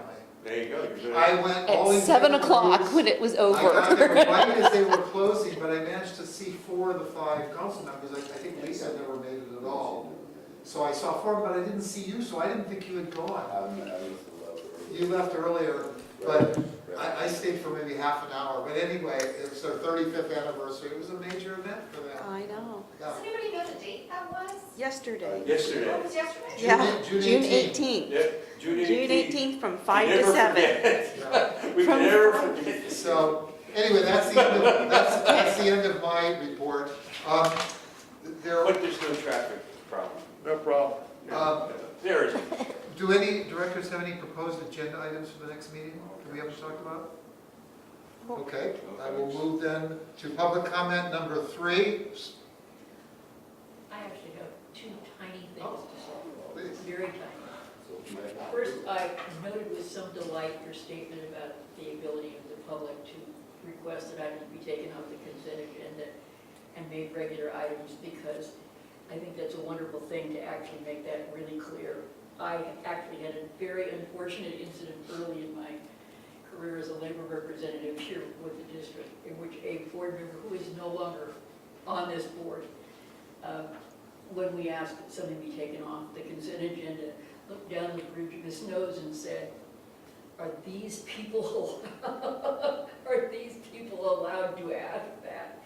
Legal counsel hastened to indicate that they were, but I think it's great for it to be clear. And the other thing I wanted to say was that the issue of joint powers agreements and how much of a nightmare they can be. I mean, I think certainly there's a huge value in consolidating services in many cases. However, and this is a strictly labor perspective or almost a human perspective, one of the big problems about joint powers agreements, once they're struck, once they are entered into, the employees genuinely lose a home. They no longer have a home, and they no longer have a group of people who actually care about them. And that can be because I've seen them made, I've seen them blow up, I've seen them have trouble, like any other agency. But it's one thing that always, they're never carefully enough entered into, and when they are, the big problem is the employees really have no home. I mean, we may love each other, we may not love each other, but people know what their home is, but they work for a specific agency, so it's something to take into consideration when you're thinking about JPAs.